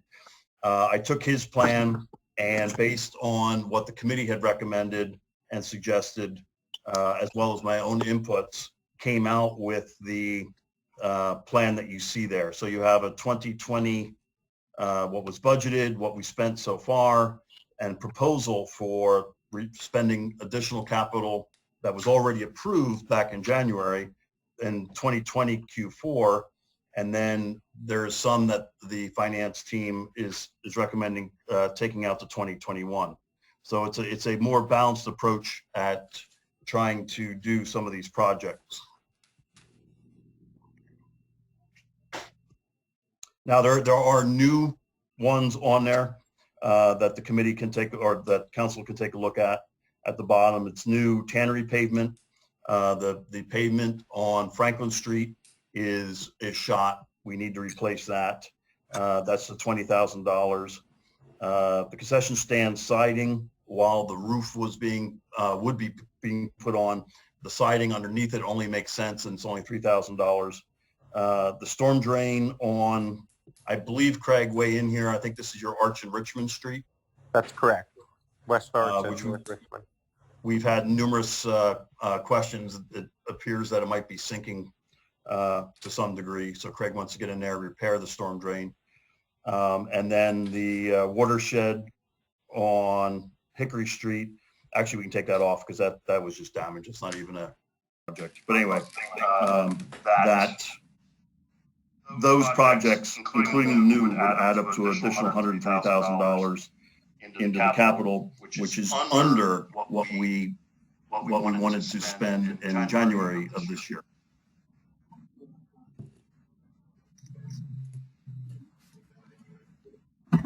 Finance team, did I represent that all right? Yes. Thank you. Yeah. So I guess, Suzanne, a motion to, since this is an add-on to the capital plan, would be in order. Sounds fine to me. Do we have a motion to add on to the capital plan, to add on these additional items? I'll make the motion. And postpone certain ones till 2021. Add on the items and to postpone other ones till 2021. I have a motion by Mr. Touch. Do I have a second? This is Jim. I'll second it. Jim, I have a second for Mr. Meals. Do we have any further discussion? Okay, then let's go forward with the vote then, if you wouldn't mind. Doreen, if you would call the roll. Okay, yes. Suzanne Touch, Yes? Pete Merkel, Yes. Jim Meals, Yes. Mark Watkins, Yes. Ralph Touch, Yes. Colin Boyer, No. and John Rothenberger. Yes. Okay, that motion carries. Chris, you want to move forward on the next website? one. Website? Yep, very quick. The website was supposed to be effective the first week of August, just this past week on Tuesday. I on Monday saw what the weather was supposed to be like. I called her up and I said, do not change it right now. The last thing I need to do is come up with a new, updating the new website and having people to negotiate that. And next week I am not available. So we agreed to push it to September. Just an FYI, the existing website is still there, still fully functional. The new design is September. Just if there's any questions about that, that's one. Okay, so next, keeping things going.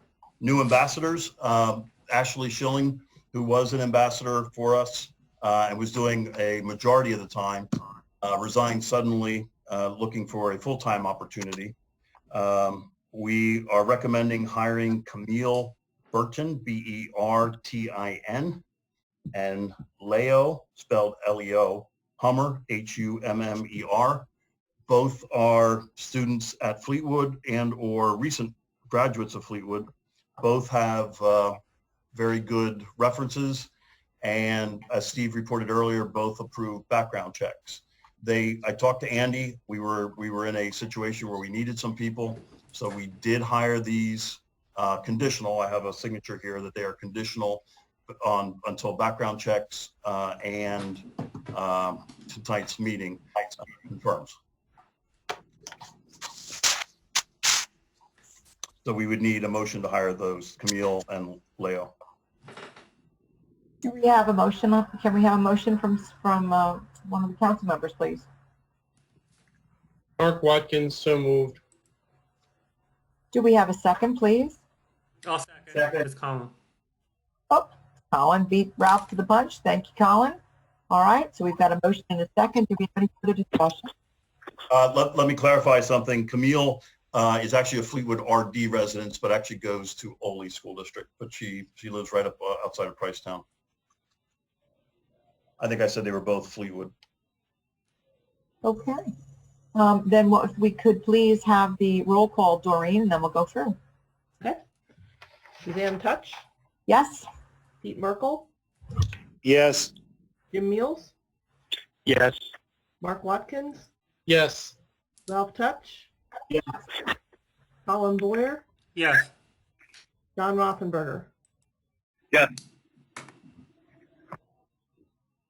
Okay, that motion carries. Chris, on to the water bill error online, please. Yeah, the water bills just went out on, and I believe most people received them at their residence on Monday. However, if certain people signed up for early notification, they were notified by email on Saturday that their water bills were available online. Those that went in and looked at them saw that there was a couple $100 in different funds that were in error. I immediately contacted Express Bill Pay and Dallas, who take care of this. I notified them Sunday morning at 10 a.m. When I was notified, by 2 p.m. they had it corrected. And anybody going online then saw their correct bill. So it was strictly online.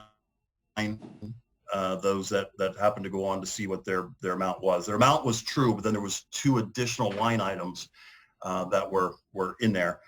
Talking to Dallas, there was a error in the data transfer. They have since put in a quality check and an error check to make sure it doesn't happen again.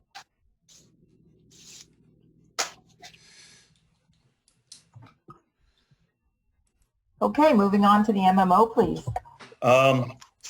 This is an annual thing, our 2021 financial requirement and minimum municipal obligation for both police and non-uniformed.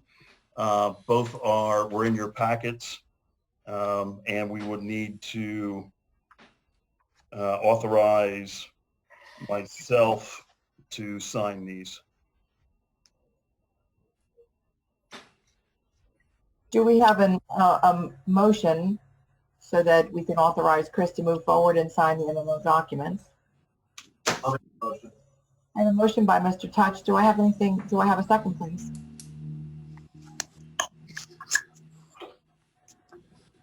Mark Watkins, second. A second by Mr. Watkins. Do we have any further discussion? Just remind me, what's an MMO? This is Colin. It's a minimum municipal obligation. It's for our pension.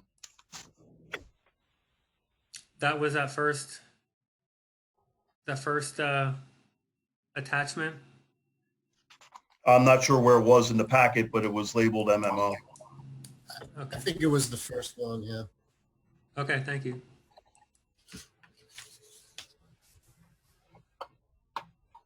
Okay, we have a motion. We have a motion and a motion by Mr. Watkins. And a motion by Mr. Touch, I'm sorry, and a second by Mr. Watkins. Do we have any further discussion? All right, let's go through the roll then, please, if you wouldn't mind, Doreen. Okay. Suzanne Touch, Yes? Pete Merkel, Yes. Jim Meals, Yes. Mark Watkins, Yes. Ralph Touch, Yes. Colin Boyer, Yes. and John Rothenberger. Yes. That motion carries. Chris, anything else? Suzanne, you and I talked earlier. You had mentioned about the newsletter. Oh, right, exactly. Everybody, if you recall that we did a twice a biannual newsletter for Fleetwood. With all of the issues with COVID, we ended up putting out an issue in the spring, but most of the documentation that we provided was not incorrect, but events did not go forward and had to be marked as canceled. My thought was that I think that we may be in a similar circumstance in this fall. There might be today things that may go on deck in terms of being planned, but then ultimately may not go forward. So my thought would be, and to put the time and the effort into putting in the newsletter for the fall season.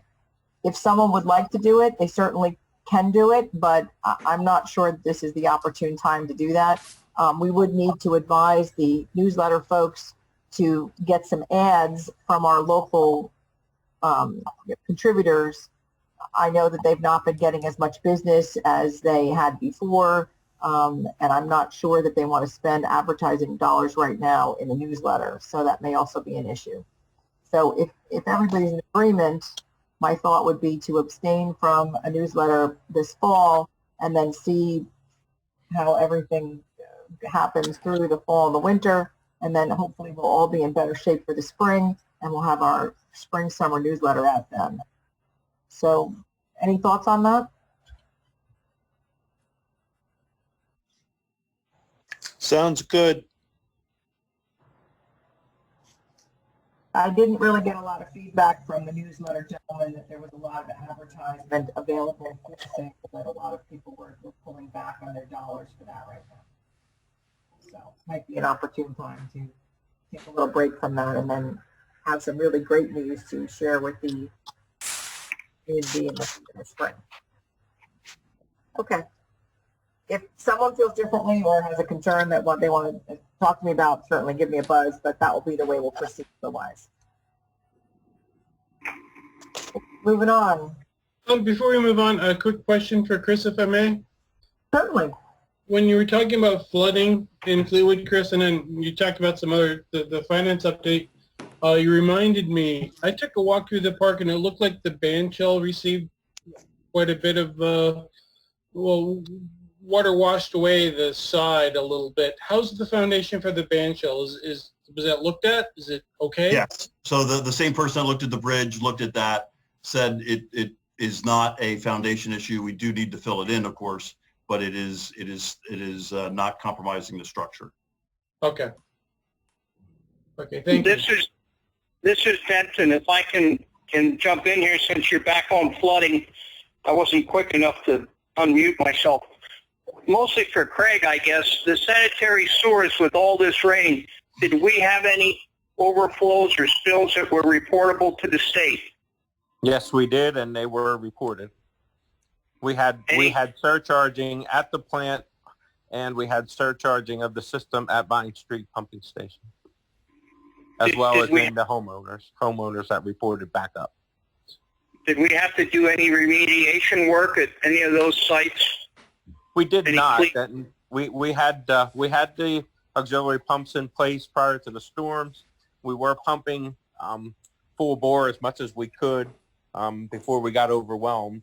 We did, since we did report it, we had a visit from DEP on Tuesday, I believe, the day after the storm, and they went around the treatment plant. We took them to each of the pumping stations, and they were actually very pleased with the way we handled it, with our efforts, what we did to, do as much as we could possibly in the event, and seemed very satisfied with the way we handled it.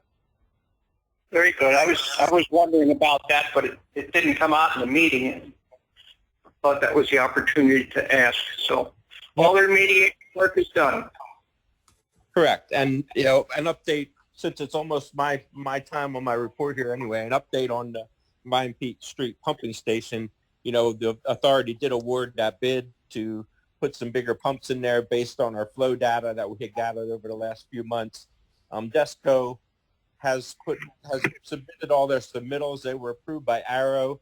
They have ordered equipment, and we're looking at the beginning October, late September start date for the project. So we have another month and a half till that gets rolling, and it should be completed by the end of November, beginning of December.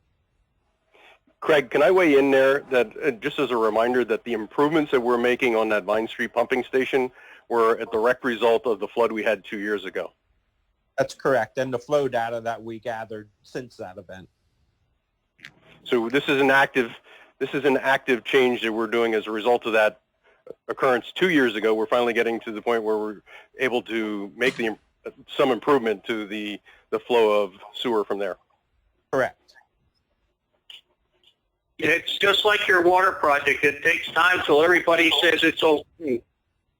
It sure does. Yep, it takes a lot of time to get everything in place and drawn up and bid out, and it's just a process that you got to go through, and it takes time, unfortunately. I had one other question concerning the flooding, and Chris, I guess this would be more related to you than anybody. In the emergency management plan years gone by, we had a list of people with impairments for events like when we got cut off here at the bridge going back to Springfield and all those other homes back there. Has that been updated at all? I believe it was, but it may have not been in the last 2 or 3 years. So I can ask our EMA coordinator about that. Yeah, what we used to do, we filled out but we, with the water bills, would mail an inquiry letter that if you had any problems, to please complete that and return it. Because that changes all the time. Like my wife had a knee replacement, so she should have been on the list 3 months ago. but now she's off of it. Yeah, but that's why I say we should do it twice a year with the water bills. But Sending then out. the water bills go out from our office anymore, isn't that right, Chris? So Right, need we would have to separate add the from letter. from the counts from the borough, right? It also becomes, and that's why I have to research this, because I'm not sure where the data is used. There should be a database that the fire department and EMS are accessible to. So I would have to look and see where that data was stored in the past. Well, there's a section in the manual specifically for that. Gives their name and address and type of impairment. Correct, but I don't know where that is stored, that the fire department has access to it 24/7. That might need to be updated. Okay, well, it's just something that happened to us, and this is the best time to talk about it. Yep. Why don't you look into that, Chris, and see if maybe another what other municipalities do and where they store that data. Of course, in our world today with all HIPAA information as well, so we just need to make sure that we meet whatever that criteria is in sharing that information with the police or the Well, that's exactly the point, Suzanne. So yeah, well, there's a lot that has to be looked at in there compared to what it might have been 20 years ago. Right. Okay. Anything else, Craig? Just general, like Chris said, I don't want to keep repeating the same things, but the flooding was devastating, to say the least. It was bad for quite a while, and during the day it got to a point where it was not even safe to be driving around out there. But we were trying to close roads. Chris was out there as well, helping, doing the best we could to control something that was honestly uncontrollable. But again, I have to commend my guys. The sewer guys. They did everything they could prior to the storm. And, honestly, we stayed ahead of it for longer than I thought we would be able to. So I was kind of happy about that. But like I mentioned to one of the residents I spoke to last week, when it gets to the point that you just can't do anything anymore, even us, we feel bad. Your heart goes into your stomach and people are going to have problems, and there's nothing that you can do at that point at all. Your hands are tied. All we can do is wait it out. And once it starts receding, which is what we did, get back out there and get back in gear, get things flowing the way we could and get things back to normal as fast as we could, which is exactly what we did. And, my guys stayed on late. They were in extreme conditions, and I commend them all for doing that. And now we're on the other end of things. We cleaned up the worst of the worst in the beginning, and now we're going after the rest of it and trying to clean up piece by piece until we get it all finished. And we'll get there. We got a lot done already, and hopefully within the next 2 weeks everything looks back to normal. Perfect. Thank you, Craig. Okay, moving on to number 10, the approving of the bills. Mr. Rothenberger? I'd like to make a motion to ratify the bills that were paid on July the 27th. Do I have a second, please? This is Ralph. I'll second it. Okay, we've got a motion by Mr. Rothenberger and a second by Mr. Touch. Do we have any further discussion, please? Can I just clarify, did you say this is to ratify the July 27th bills or the current month bills? This is to ratify the July 27th bills. Okay. Thank you. Corinne, if you wouldn't mind calling the roll then, please. Okay. Suzanne Touch? Yes. Pete Merkel? Yes. Jim Meals? Yes. Mark Watkins?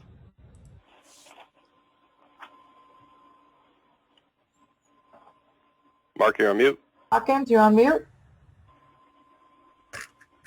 Yes, sorry, I muted multiple ways here. Okay. Okay. Ralph Touch? Yeah. Colin Boyer? I abstain. And John Rothenberger? Yes. Okay, that motion carries. John, do you have a second request for a motion for the current month?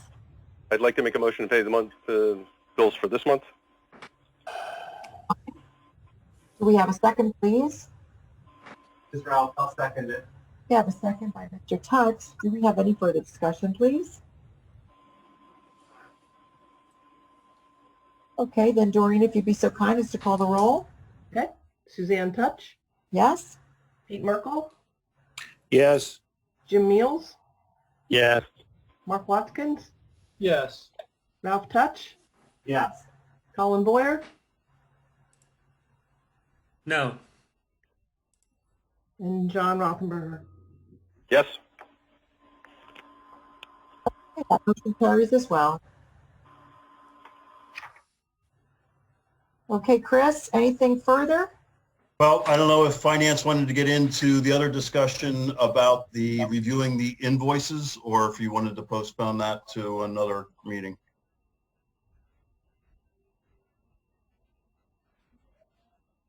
This was the discussion of how our current process is.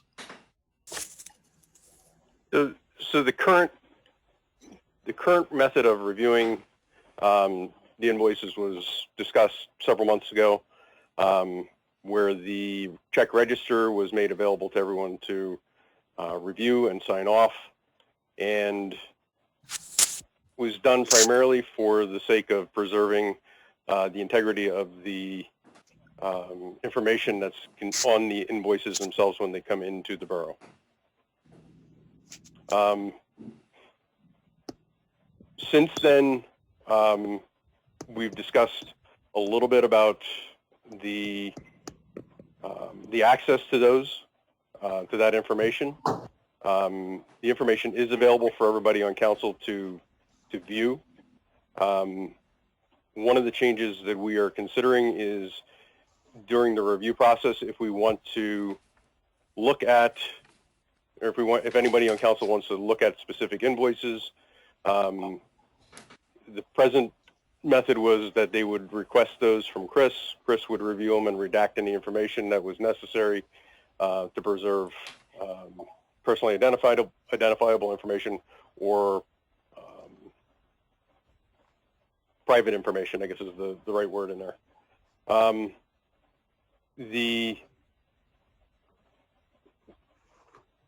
What we're, I guess, looking at or proposing is that on a go-forward basis, that the check register is still available for everybody to view. In the event that anyone wishes to look at invoices on a go-forward basis, we can change the sign-off procedures so that when you look at an individual invoice, you're acknowledging that you're looking at information that may or may not contain privileged information, and that way, if any questions are raised, we've said that we've done our due diligence to ensure that the privileged information is preserved to the people who have a need to know.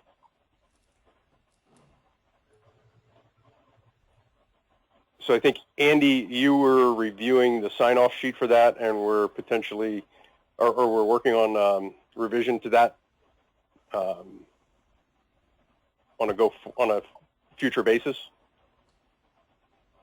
No, Andy and I were going to discuss it depending on how council's view is tonight. Ah, okay, okay. Is that an accurate summary of what I was talking about before? Are you asking me? Yeah, Chris and or Ralph. Yes, the short answer is that since all council members have keys to the office, we have access to the actual receipt anyway. So yes. There's no point in having Chris redact. We can ourselves. Ralph, you broke up. I couldn't hear you. Second, he's on his way. A little too far away from the mic. Sorry. So I said, after we looked at the process, at the end of the day, council members all have keys to the office where all of the receipts are maintained anyway. So redacting them from council didn't seem to prove any point, because we were just ending up taking somebody's time, redacting and copying them to give back to us that we could see the originals anyway. So the idea at the end of the day is, if you want to go see them, just go look. And if we can't trust council not to take secret information off of those documents, we've probably got a bigger problem. Well, Chris, if somebody else were to someone, if anybody were to request invoices, you and I talked about this a little bit earlier. My understanding is that the invoices generally are filed back with to whomever they've been paid. In other words, if we were to pay Arrow, for instance, it would be in the Arrow file, I would think. Or if we were going to pay, on a bank loan, it would be in that file. So it makes it difficult if someone's looking for the payment of bills in a certain month's period. They would all have to be pulled back out of those separate file folders. Is that our current plan? That's correct. And that there's, and this came to a head earlier. We file all of our invoices by vendor, not by date. So the other proposal, and I just emailed Colin with this earlier, was that we would keep all of the invoices as a group for a week, from the Friday before council meeting, or like in today's case, Monday before council meeting, for a full week, so council can continue to review the invoices prior to being filed. And then, as Ralph and John said, as long as it's only council people looking at it, they already have access. So that allows everybody to look at them ahead of time. And once they're filed, anybody can look at them by the vendor. So if you want to see what we did with Arrow or Borough or whoever, they're all filed by vendor. Because I was in a difficult position earlier when council said one thing and another person from council wanted something different. So I have 8 bosses sometimes, and it becomes difficult to manage. So I think this might be a reasonable solution. Okay, so then do we need to have the finance committee make a final recommendation about this and review this and then present it at the next meeting then? Well, I think that's worthwhile. I'm curious if Colin, that would satisfy your needs as well.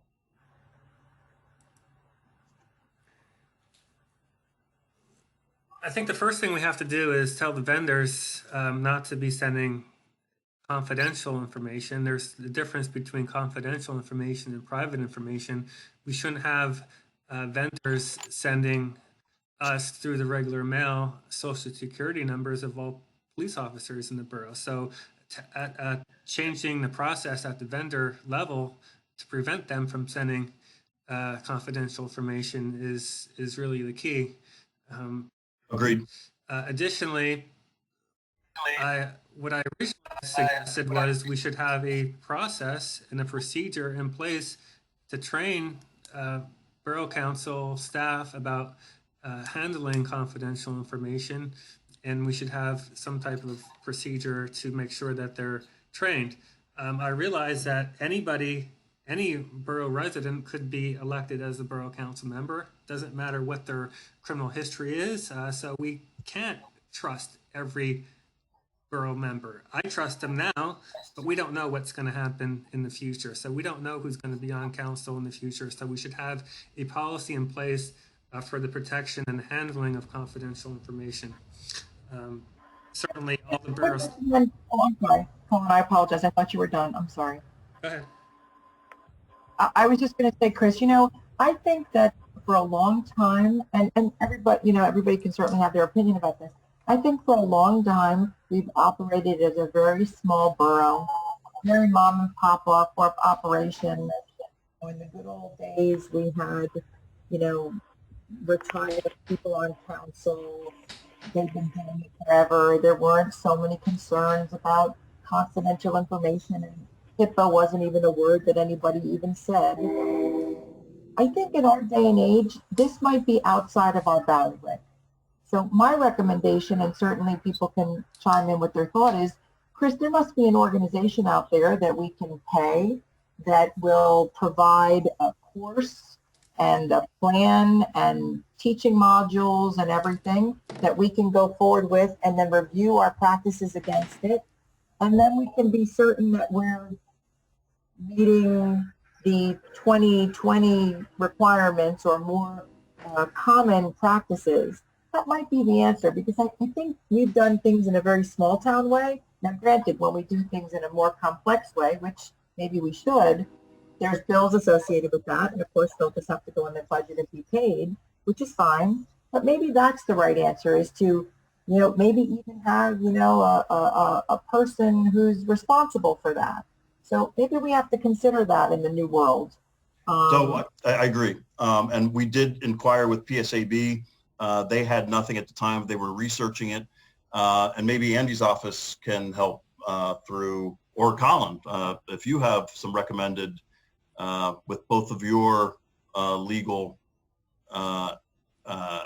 resources, is there training available?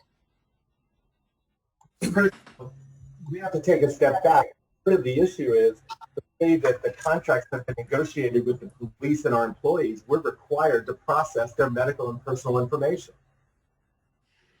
There's no way we can process it without seeing it, right? We turn in all the medical bills. We turn in reimbursements to expenses, but we have to prove that they got them, so we have to have the copy of it to see it. How are we going to get past those issues if we have our process we set up is to pay them and we require reviewing them to pay them? How are we going to do that without having them? Right? So these aren't like outside vendors who are arbitrarily putting their personal ID information on documents. These are people who were using, we get the policeman's personal information in order to submit their medical insurance.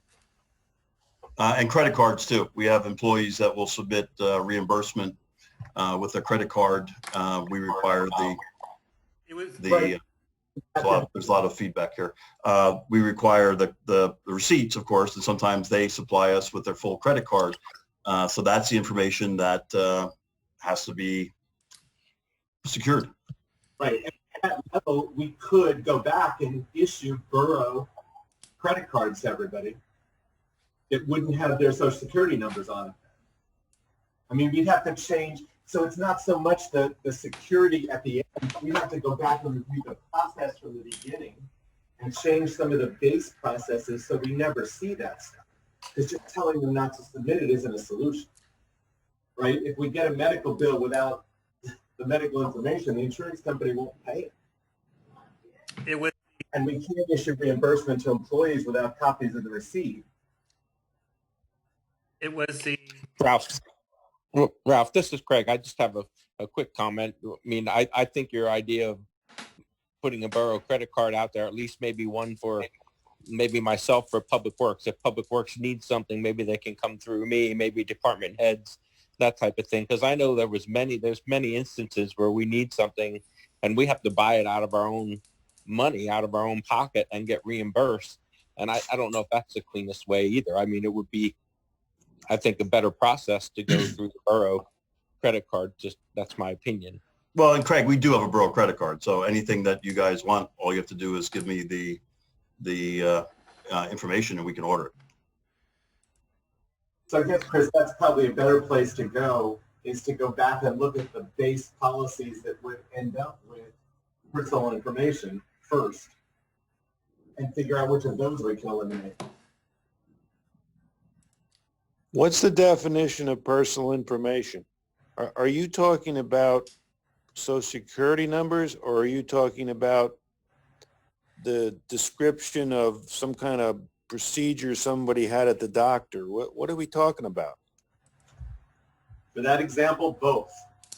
Right, there's personal information that has to do with medical questions or medical history, and then there's also personal information, personal identifiable information, which can be name, address, date of birth, gender. Well, you know, the numbers and date of birth, that stuff I think could be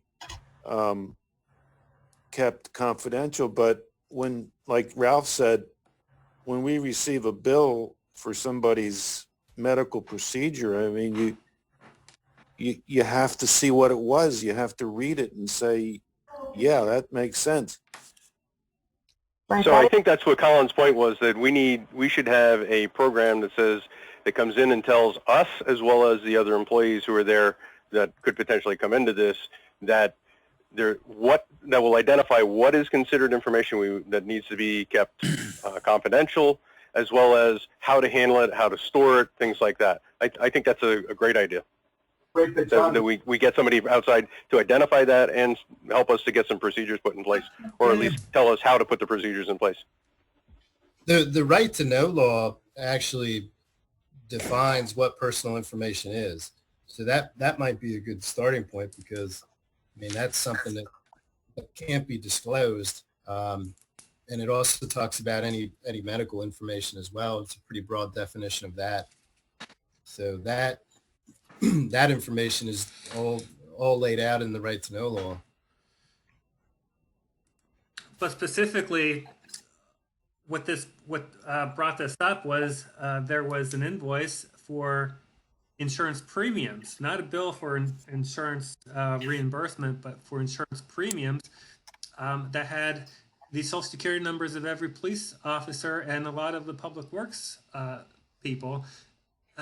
There is no reason why I should have had that the entire social security number to determine whether we should pay workers' comp insurance premiums. So did we go back and tell that insurance company that says we don't want their full social security numbers, maybe X out of it? Yes, we did. Okay. We did, and they converted them to account numbers. That was taken care of when you brought that up to our attention. Thank you. I think that this situation, I mean, as we all navigate through all of our different jobs, I know in mine, and I know for, many of us, every day we have more and more training and guidelines and things that need to be done that are different than before. We have not put them necessarily in place for the borough for cost reasons, for, we don't have the staffing necessarily to do it. But certainly if we've had issues before we have something that's a concern, maybe now is an opportunity. And like you said, Chris, that was great checking with PSAB, maybe check with some other boroughs as to how they do it perhaps, or what information they utilize. I'm not sure of an organization that deals with boroughs specifically. I know that in my current employer has meetings, courses and things regularly that talk about, making sure that you're not sharing information and making sure you have authorization to look at certain things, making sure that you use encrypted emails. Maybe we need to add an encryption to our borough email site. There's an automatic encryption on my system for work. Is that something that we can get added to our email? Well, we can look and see if that's needed. Most of the time, if not, well, all the time, when it's usually just Janice or I that handles the information back and forth, and we always use a secure fax line. We verify that it's secure. But that would be part of the training process. That would be everybody that's handling it knows to do that. So I totally agree. We checked the one avenue, and I thought actually we did talk about if anybody else had, particularly Andy, Colin, Suzanne, and Ralph, through your information, if you had a party that helped train your employees, because I mean, you guys need to get training too, right? So Right. We're still looking for that avenue, and maybe in the interim, Andy and I can come up with a relatively straightforward document that everybody signs saying, yes, we understand this is personal and protected information. Right.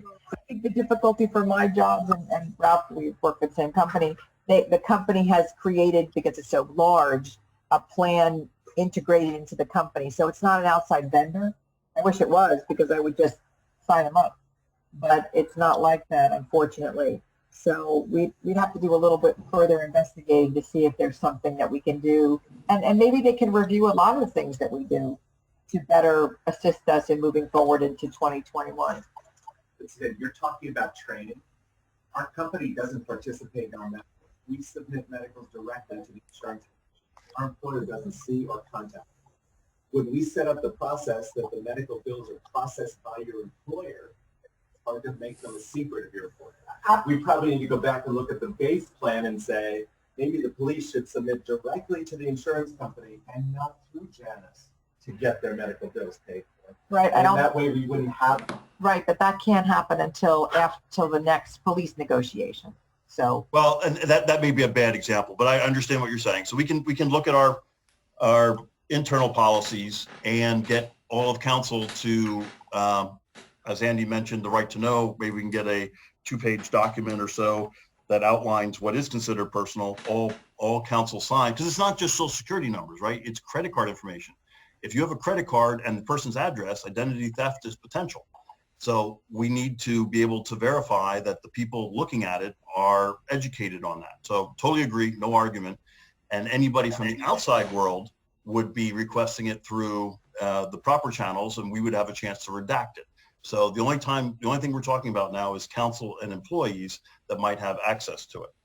So if council is okay with this concept, we let the invoices for anybody to review once they acknowledge that, and that's what John was alluding to.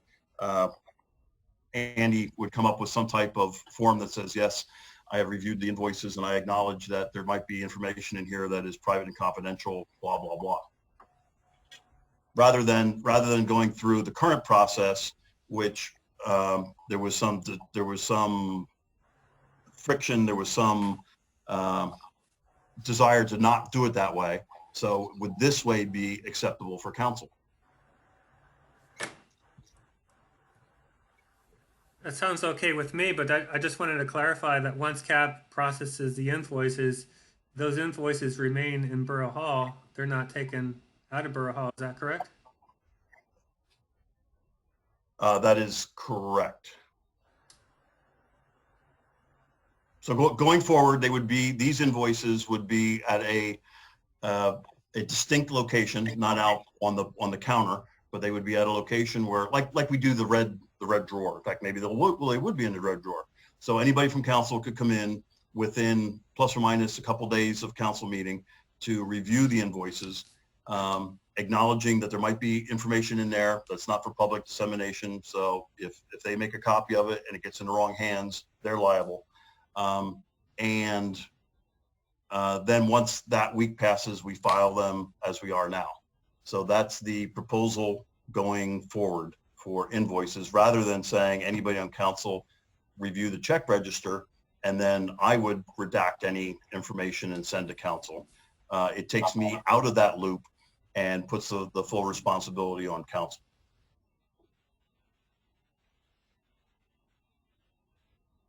John, Ralph, did I summarize that correctly?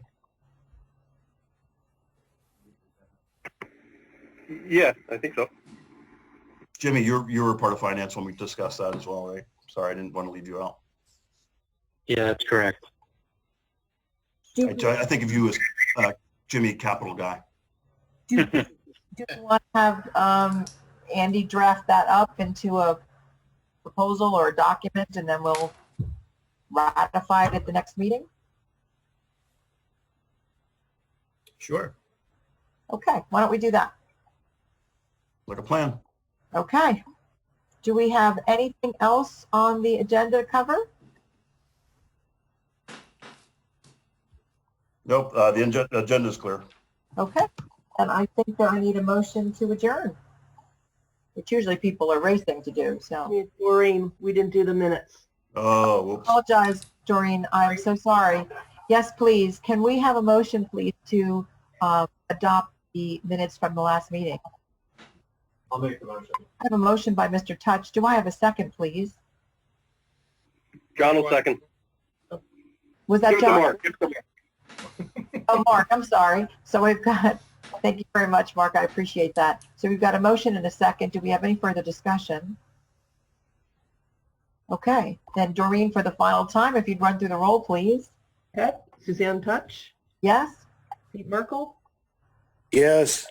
Jim Neal, Yes. Mark Watkins, Yes. Ralph Touch, Yes. Colin Boyer, Yes. and John Rothenberger. Yeah. Okay, well, then that motion carries. Terrific. You know what, Doreen, I lied to you. I do need that motion to adjourn now, so you're going to have one more time.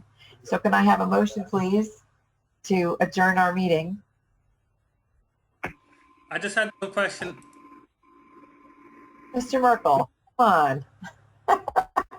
I've never made this motion before, but I will make this motion. All right, well, thank you. I appreciate it, Pete. Do I have a second, please? John will second. Thank you, John. I appreciate that. Okay, so I've got a motion and a second. Any further discussion? Okay, Doreen, for the final time, please. Suzanne Touch, Yes. Pete Merkel, Yes. Jim Meals, Yes. Mark Watkins, Yes. Ralph Touch, Yes. Colin Boyer, Yes. John Rothenberger. Yes. Okay, that motion carried, and we are adjourned. Thank you, everybody, for your service to our community. I really appreciate it, and we will talk to you all soon.